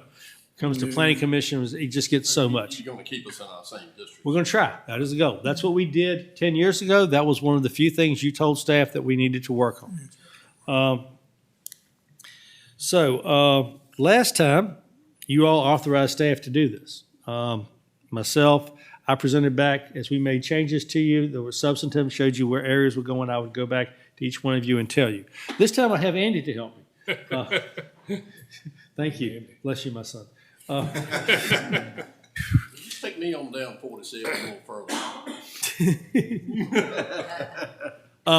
It is a numbers game, and I tell people that, and I don't mean it's wrong, but if y'all are happy, we will do that again. As I told y'all 10 years ago, staff works for you all. So our goal is to keep all of y'all happy. You do realize everybody's district's got to change. That is the reality of this. And it's just a matter of once you figure out those 3 majority-minority, how we fill back in. Last time, Mr. Wilkinson's district went down the river, and they went from basically 85 because when Mr. Blaylock was here, so many people had lost, and Mr. Jennings had to take out part of Mr. Blaylock's because he had to go all the way down. Yep. Yes, sir. To Northview. You took up all that area in between. Mr. Brankley had to move east, so it was a numbers following game. Your district ended up all the way down halfway through Buckhead, I'm sorry. So you took in a huge amount of lake property. We've got to look at some other areas because the lake area is what's grown. I imagine in Mr. Hargrove's district, if we look this time from 10 years ago, down east of 85, south of the river, that's very well might not be in your district next time, just because of how the growth is and percentages, et cetera. If y'all are okay with this, this is how we'll proceed in the next month or so.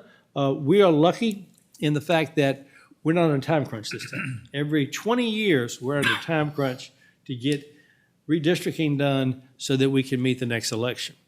Y'all's next election, because all of y'all run at one time, isn't for 2 more years. So we actually have time to go through this process and do it fairly well. You did a really good job last time, I remember that. Well, thank you, sir. We did, So is it consensus of the board that we allow staff to proceed with the redistricting? Absolutely. Yeah, our goal is not to make y'all mad. You know that, right? It's not really good for me. Well, looking at it, the eastern ones have got to shrink and the western ones have got to grow. So. Yeah, it's a numbers game, and that's what I want to make sure everybody realizes. That's all this is, but thank you, sir, because a lot of people come in and have preconceived ideas. You can't move into my district. Well, if your district's lost or gained 500, then it's got to move somewhere. Got to lose it somewhere. Got to lose somewhere. Right, lose somewhere. Andy has agreed to help with this process, correct, Andy? Yes, Anything, So uh-oh, wait, it's what be you wide saying, open. because the glances right there, that David and I are gonna have to give up a fair amount of Chase City. Or we move, yes, sir, or down in Yes. Boynton. Yes. You know, David David's- wraps all the way around over, Chase literally, City. I mean, if you look at Charles's district, he goes You like to be halfway to a South. C and goes up and around. Oh, no. Mr. Hargrove, I might be he wrong. covers from one end of the county to the other, but yes, sir. It is a long ways in between in trying to move these bodies around, because you're right. I've got to do something with Mr. Spain's district, because he lost 966 people from Optimum. Now, That's a lot. yeah, it does give you a And little when you bit got to of do the that. other three and find those at the same time, it's Because I've only got about 190 bodies in that, from that lower end. Mr. Hargrove last time was literally one person above minimum. Yeah.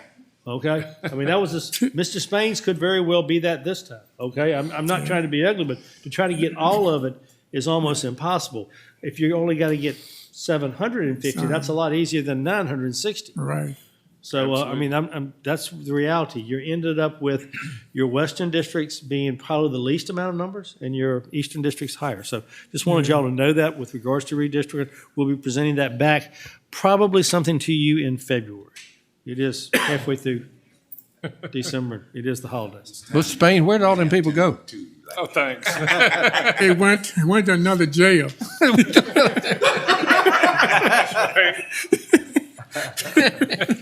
All right, so. It's really hard to argue that one, okay? So We'll get back with you who we want to give up. Glad I'd like to, I'd like to vote for me, but I will vote for you. No, you can't have I that. want to keep No, on. no, you're okay, Jim. He said he wanted to let you know who he wanted to give up. Jones. You know who you want to give up to? We'll let you know No, who we'll give I'm gonna up. keep on that. What areas we want to give up? Yes, sir. Okay, I'll take that under advisement. All right, staff will proceed with that. You have next a request from Brunswick County. They have an enterprise zone amendment. You all need to approve that. It doesn't affect you in any way. The areas being amended are their current zone, but we have a joint zone, and Ms. Kellett's here to explain if you want to. Would you like for me to continue? So much deer in headlights. Okay.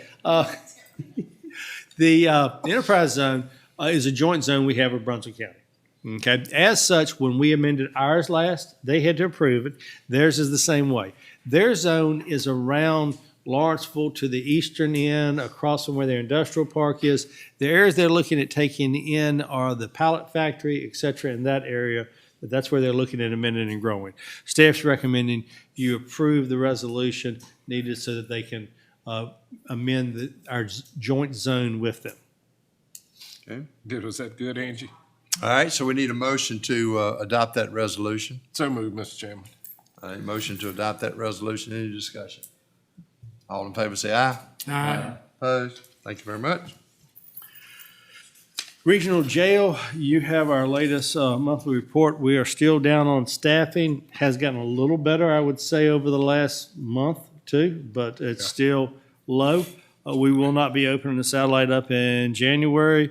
We'll see how things go. There is a huge push in the General Assembly to increase staff, to increase pay. Right now, beginning pay, I believe, if my memory is correct, is 36. We increased ours 6 months ago to 40. They're looking at increasing it to 42, which would mean we would have to increase ours again. It's an issue across the state. It's an issue in North Carolina. Correctional facilities can't get enough bodies. Everybody's on the same situation. Would you agree, Mr. Chairman? Absolutely. I've talked to a couple of guys who work for DOC, and he said they'd let them work every day to the week because they just don't have the bodies. And we have improved some at the jail, but we're still fighting the battle too to try to keep them and recruit them. There are, in that note, we're trying to get above that minimum, so we would try to be getting above that 42. There are also large increases for deputy sheriff's positions, state police, anyone in law enforcement, correctional across the state. So that's going to be one of your big challenges coming forward in the budgets because payroll is going to become a huge issue. Okay. If you have any questions on that, staffing levels, actually right now, we're doing better. The other two counties have increased their numbers. So actually, hopefully, if things were to hold good, we would get a fairly large check back. We would not, we've about used up our money on account there. So that is looking better in that way. Next, I have drought conditions and a fire ban. That's under H9. Last year, if you'll remember, we changed our EOP. And we amended that so that the chairman, along with the coordinator of emergency services and the president of the Fire Chiefs Association could declare hazardous conditions, put in a burn ban. We did that a week and a half ago. John has been sending that around because several other counties in our neighborhood wanted to do that. They weren't set up this way. We were probably about the first one in this area. They found some inconsistencies in our system. And what we're looking at is amending on an emergency basis our existing code with regards to prohibition of all open burning where serious fire hazards exist and the penalty, and then the declaration of local emergency, some of the wording of that. We would like for you to do this on an emergency basis to this month. We will advertise it again for public hearing in January. Okay. It actually, the problem was it referenced some areas that I think we hit it as a class. It didn't declare the class a misdemeanor. It actually declares it somewhere else as a class 3, which is in the middle, if I'm not mistaken, because it's 5 classes of misdemeanor. Or is it 6, Sheriff? 6. Class 1 is the most severe. As you go on, then they lessen the penalties. So we're requesting again $500. 1,000? 500. So far, no tickets have been written. So far, everybody has gotten warnings. From what I understand, there hadn't been any real issues. No real issues, but people are still burning. Yes. It'll come to a point where you'll have to enforce. Right. Wait, So- is that a fire pit that's included in this? Yes, anything. Like gas fire pit also? No, because it didn't put our sparks. So the problem you have is open burning. It declares open burning. The fire we had on Callis Road was in a burn barrel. Wind was blowing. It burned a large area outside of, John's here, outside of it. You want to add on, come on up, John. Yeah, the burn barrel was in bad shape and it got out of the burn barrel because the guy wasn't watching it. And it ended up burning up 3 or 4 yards and an outbuilding to another house there. It threatened several structures. But the fire department got there luckily, or fire departments got there luckily in time to put it out before it harmed anybody's actual home. So, but that was the time, that same day, another village retreat up at Chase City burned up. And they also had a structure fire at the we were all at that structure fire and went to those 2 other fires at the same time, structure fire in South Hill. But this is the time of year that it's so dry and we haven't had a lot of rain and stuff that just somebody putting their ashes out will light the world off. Yeah. And so, that's why I got the fire chiefs, talked to the forestry people after the Callis Road fire. That's when I emailed you and that's when we put that burn ban on. But these are a few loose ends that we need to tie up. A county, in order to enforce this on private property, has to have a declaration of a local emergency. So we added that to this, and then we just assigned the class 3 misdemeanor to it. I think before we had put it down as a class 1, but the ordinance that says the law that says that we can assign penalties says we can't sign anything above what a like general law would have, and the governor's ability to do this. And even the fire burn ban time from February to April is all class 3 misdemeanor. So this just puts us in line with that. Okay, so we need a motion then to adopt this as an emergency adoption until we can have a public hearing in January. So we need that motion. Could I ask a question first? Yes, sir. What was it? Didn't I read in there that, that you still could burn, but at a certain distance that you had to be? Even in the ordinance that we have, same thing as what the governor has that he uses, and even during the February to feet or April, 300 feet. 300 feet. From anything else. But now, when you think about that, that's a football field in every direction.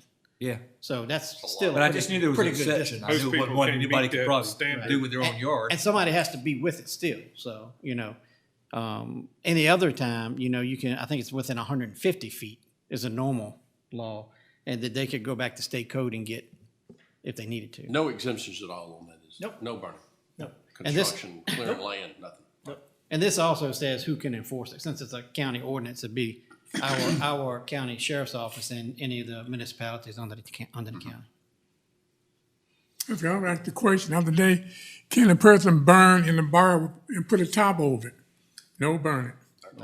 But because you end up like what happened on Callis Road, the guy had a huge hole in the side of the barrel because he used it for so long, and the ash was actually from never dumping it or cleaning it out was up this high, which is where the hole was, and so whatever he put in went right out.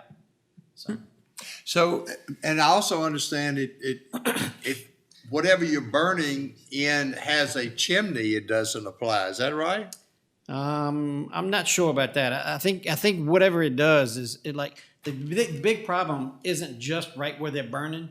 It's the embers that come off of it. And with the winds we've been having lately, you can keep an ash floating in the air a long ways still hot. So are we saying you can't burn a fireplace? I would say if it's in people need to do it If it's in responsibly. their house. It's in their house. That's what I'm talking about. If it's in their house. If it's in their house, They can do that. probably This is do it. outdoor. Yeah. But you still got the same issue with the cinders and all that coming out the chimney. You shouldn't on a They on should a cool chimney it up. fire. It shouldn't have any cinders coming out. That high. They can be Just laying on the stoking roof it, section. Usually, if you've got a chimney fire, You've never seen one of my fire? You're right, and I'm not sure it's what we call a roaring fireplace you're talking about. Okay. Okay, I just want to, yeah, okay. Right. Well, the inside fireplace you're talking about, what about the one that's outside, like Taylor stoves and so forth? They're allowed. Yeah, they're allowed. Anything is for regular heating and stuff. I mean, we really can't And to do end anything this, you're about gonna that. need, what, 3 or 4 days of steady rain? I'm looking at him. I'm sorry. To end this, you're gonna need, what, 3 or 4 days of steady rain? Yeah, so we had the rain, and this That didn't weekend, mount and anything. as you can imagine, my phone was ringing off the hook this morning, going, "Can we burn? Can we burn?"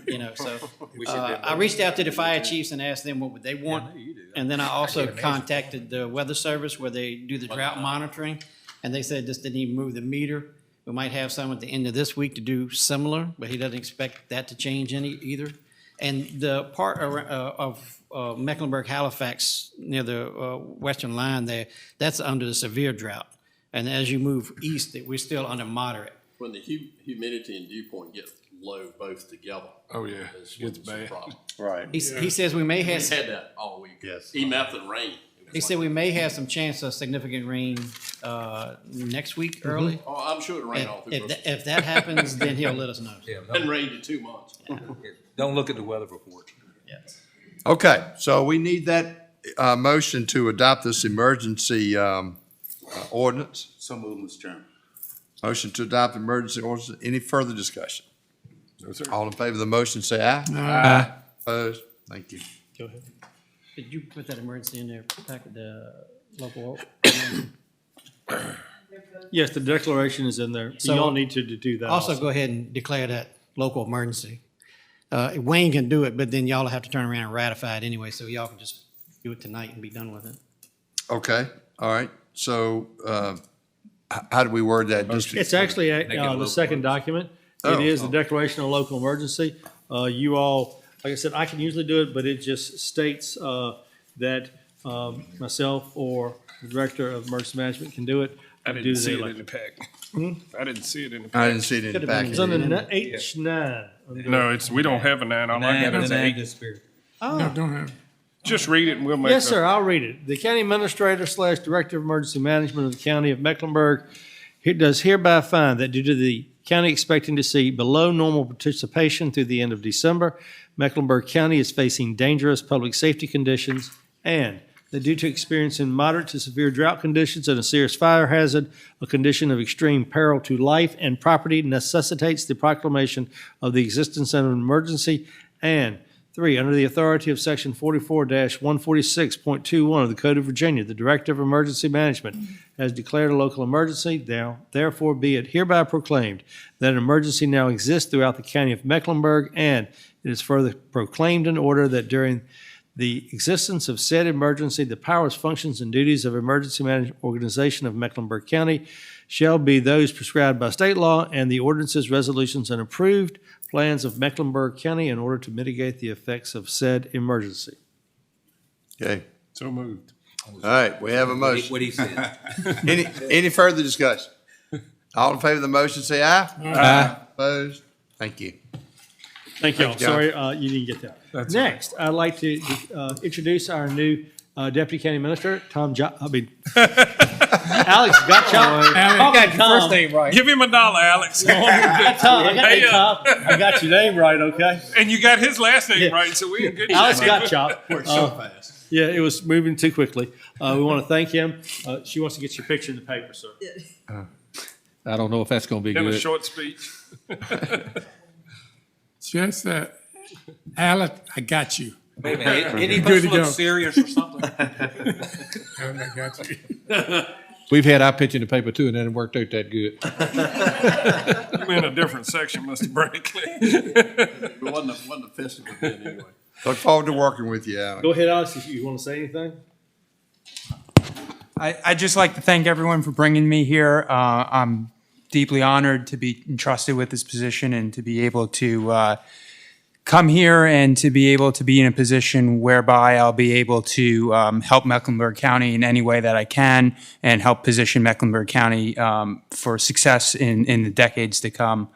It's really a great opportunity, and I'm excited to be here. I come from a county of a similar population back in Northeast North Carolina, and I saw a lot of the things that I fell in love with growing up reflected here in Mecklenburg, and so I look forward to being a part of this community. And again, thank you to the board for hiring me, and for Wayne and Judy for believing in my abilities and thinking that I can be of a value add to this county. So thanks again, and I look forward to speaking with you in the months and the years to come. Excellent. Thank you.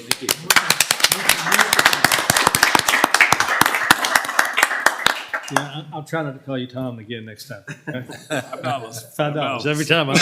Somebody's getting money from me. That's all I have, Mr. All right, Chairman, for Mr. right Carter, now. thank Thank you you. so much. All right, we've got a couple of You said appointments or reappointments, I guess we need to consider. The term of Mr. M.J. Colgate on the Southside Planning District Commission expires December 30th. He is eligible for reappointment. Mr. Chairman, move to reappoint M.J. Colgate to Southside Planning Motion Commission. to reappoint Mr. M.J. Colgate. Any discussion on that motion? All in favor say aye. Aye. Opposed? Thank you. The term of Mr. Irvin Watkins on the Board of Building Code Appeals also expires on December 30th, and he is also eligible for reappointment. I'd like to reappoint Mr. Watkins for the Board of Appeals, please. Okay, you've heard that motion to reappoint Mr. Watkins. Any discussion? All in favor say aye. Aye. Opposed? Thank you. You also have in your packet the consent calendar. If there are no questions concerning the consent calendar, the chair will entertain a motion to adopt it as presented. Chairman, motion to adopt the consent calendar as presented. You've heard that motion. All in favor say aye. Aye. Opposed? Thank you. All right, that concludes our regular agenda items, and we'll go to board member matters. And Mr. Tanner, you want to start us off? Sure. Thank you, Mr. Chairman. First, Alex, welcome. Welcome to our county. You're going to be a great asset to us. Maybe you can get Wayne to stick around a little longer. But we're really excited to have you. Also, thank you to all our employees, and Merry Christmas to all of you. I think this has been a trying couple of years for everybody with COVID and everything else, but we've all made it through it. And just the growth our county is seeing, as we've seen tonight, it's creating its own set of challenges, but I think together we'll all work through it. But as long as we can balance that growth and opportunity, I think we'll all benefit from it. And other than that, I'd just like to wish everybody a Merry Christmas and a happy and healthy New Year. Thank you. Ms. Lundy? Yes, good evening. I'd like also to welcome Alex to our county.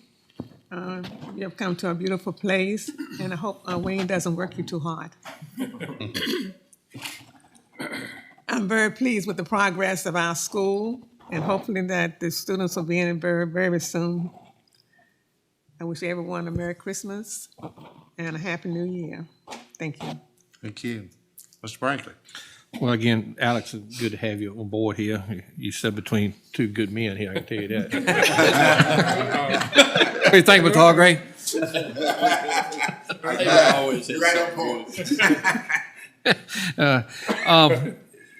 I agree. That's the vote we was having tonight about the solar ordinance. I think Ms. Lundy and Mr. Tanner, y'all had, and Mr. Jennings, well, I think we all had good points out, and I think we're doing the right thing by kind of getting the language right, make sure it's in place like it ought to be, and maybe not just saying, well, we'll get it right later down the road. Let's go and get it right, get it written right, and let's do it right and do that. And, you know, it's kind of sad, several of the people that spoke, the county ain't doing nothing for me or thing, heard that from several. And, maybe they should have stayed a little longer, and saw the thing of the school up there, the education Mr. Nicholson was trying to give them and all the opportunity, it's just jobs over here, just overboard over here. Just you can go to work today if you want to go to work. There's a lot of opportunities and the growth of our county and all that. It just we do a lot. But I feel sad that they don't know about that. And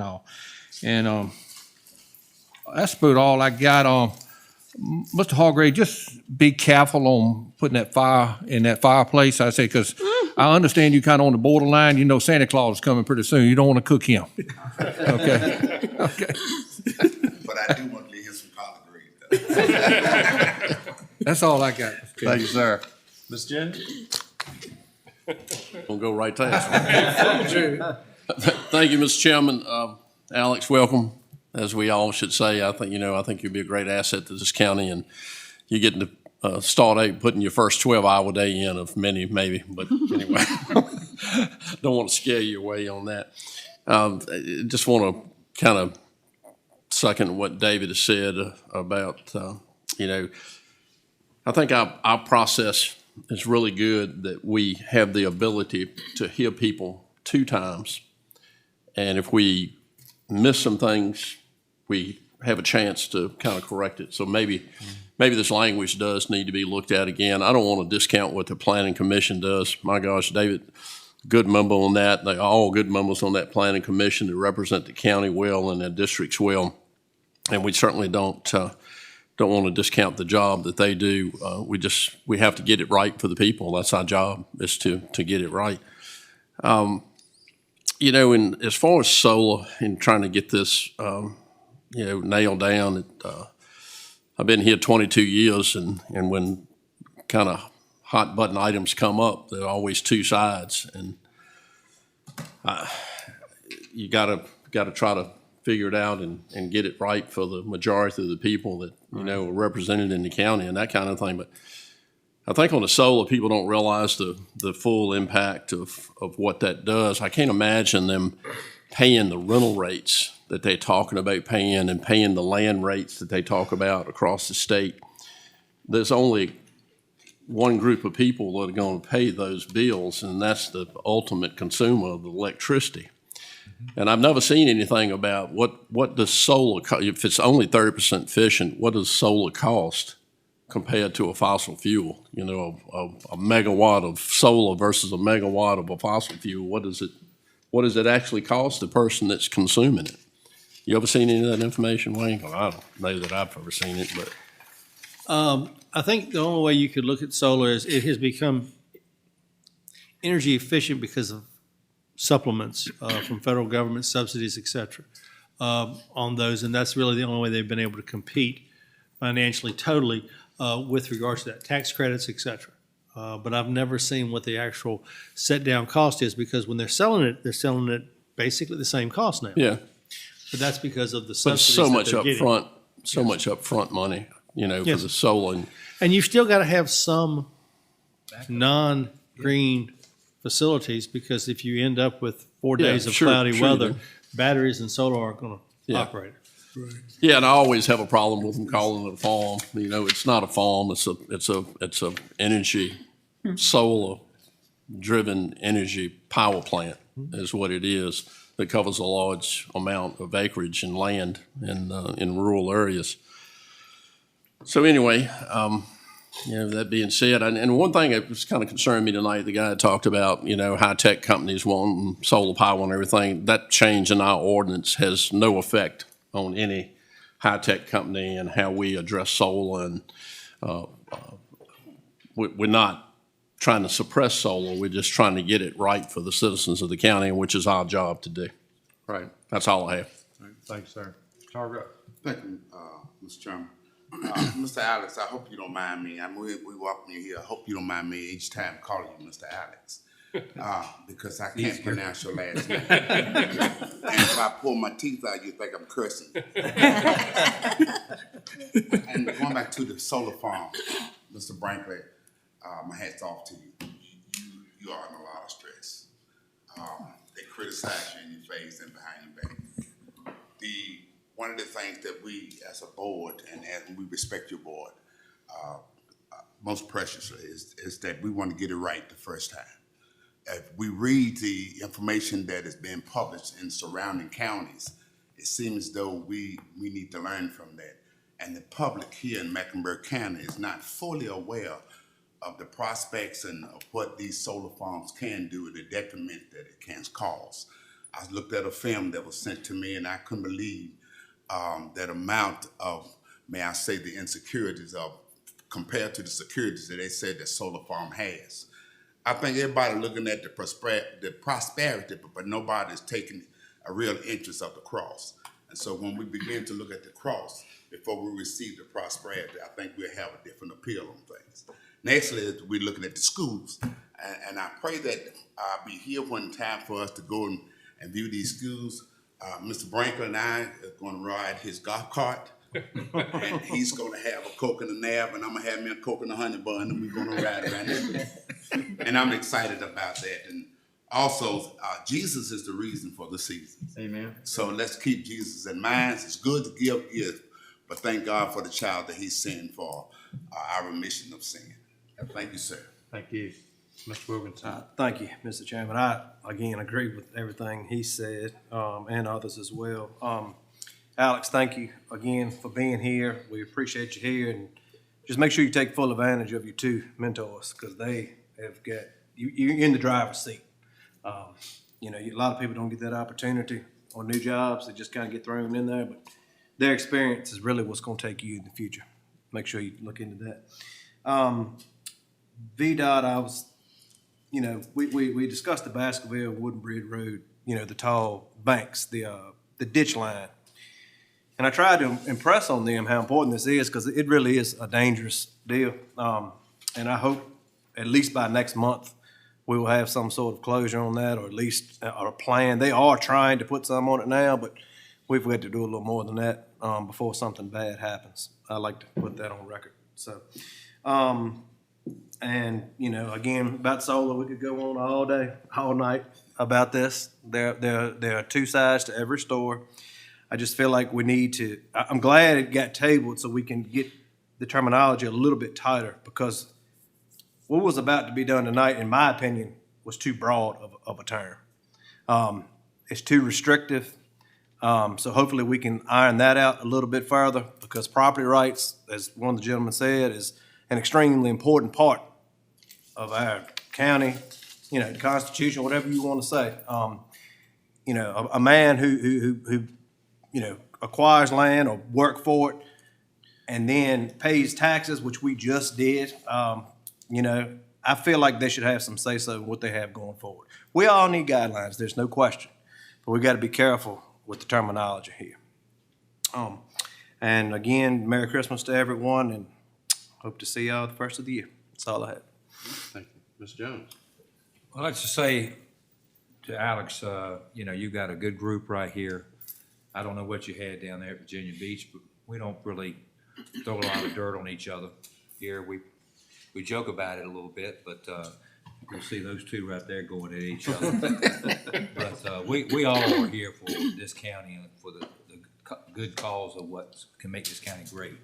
And you got, like I said, two great mentors right there. You'll enjoy working here, I believe, because you've got everybody here loves each other. They really do.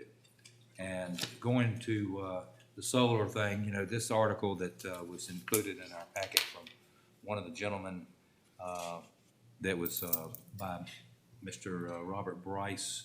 If you took time to read that, it points out a lot of negatives that can come from good ideas and good thoughts that sometimes aren't thought through, and after you're so far down the road, it's hard to turn back. And so careful planning and examination and looking around, just like what everybody else has been saying, is very important.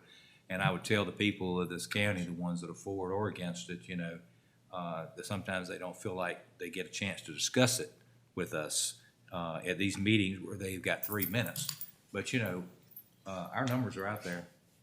They can call us. I'll give them Andy's number. No. He's an expert on this end. But we're always available to the public, should they have any questions or want to discuss anything, any needs they have in the county, and it's up to them to pick up that phone and call us. And that's all. Merry Christmas. Merry Christmas. Thank you. Mr. Spain? Just first, welcome, Alex. Got you, or we call you Alex, I got you. Got you. You have the best board of supervisors in the state to work with.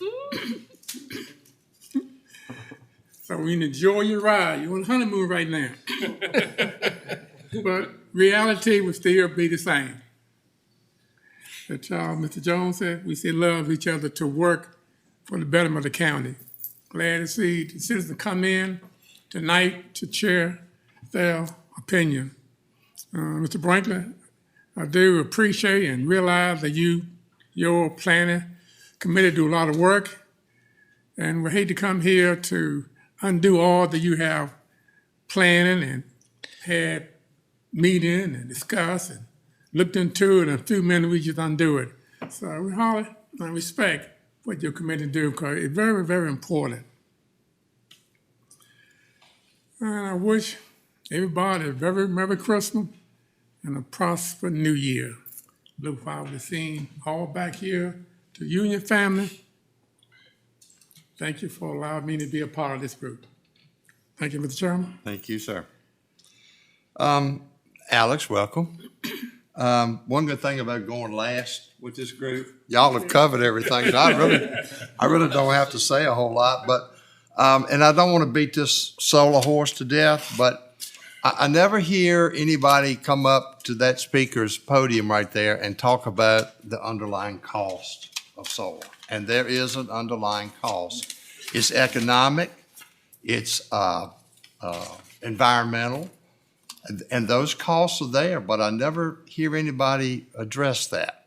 So I think we need to keep that in mind. That I know they wave some big numbers out there in front of folks with land rent and land purchase and all that sort of thing. I mean, they wave some big numbers, but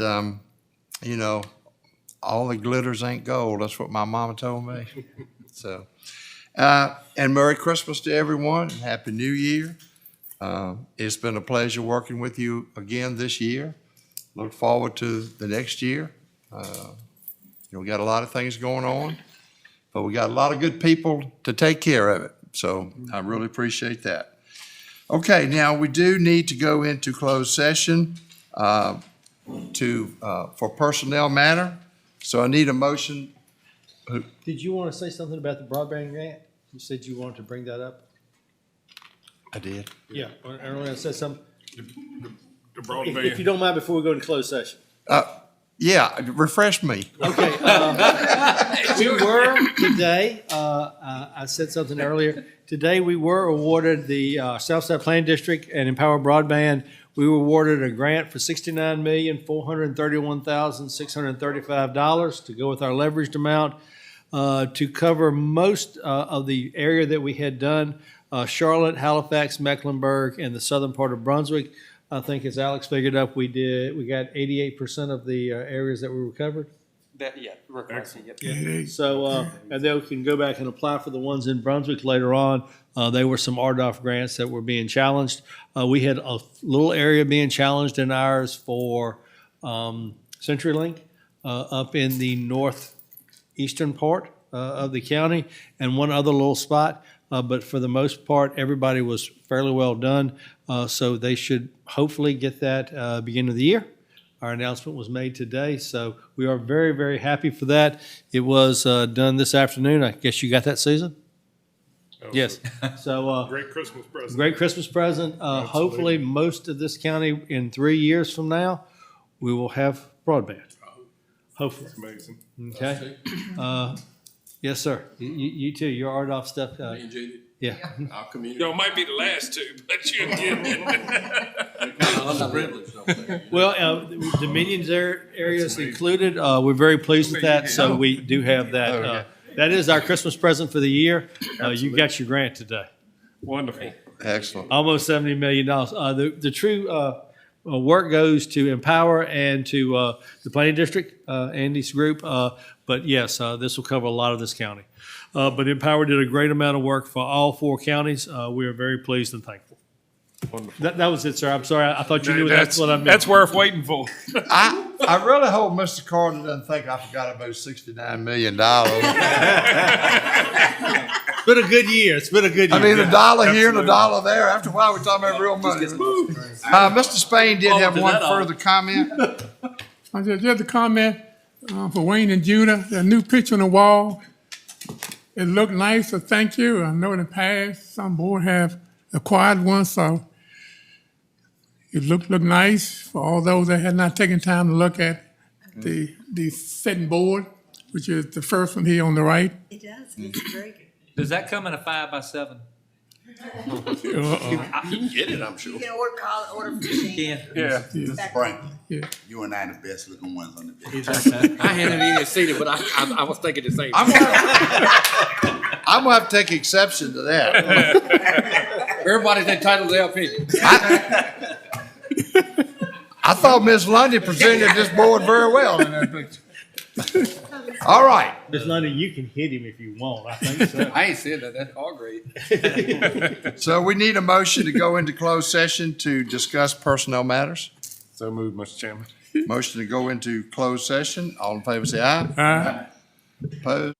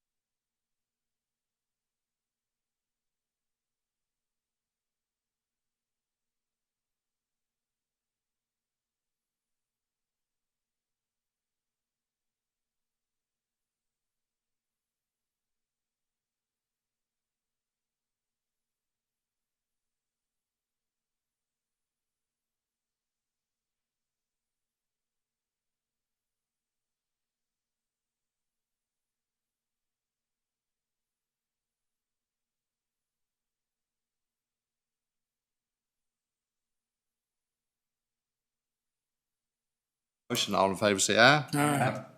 Aye. We're now in open session. Need a motion to certify the closed session. So moved, Mr. Chairman. Motion to certify, all in favor say aye. Aye. Aye. Opposed? Thank you. All right, we're now back in open session. Mr. Spain has a Personnel Committee report. Mr. Chairman, as has been discussed, we'd like to recommend to the full board is Sherry Madeline for the position of office assistant permit tech at amount that we discussed. Okay. All right, you've heard that motion. Any discussion? All in favor of the motion, say aye. Aye. Opposed? Thank you. All right, anything else to come before this board tonight? No, sir. Well, Merry Christmas. Merry Christmas. Happy New Year. Very good. God bless and be safe.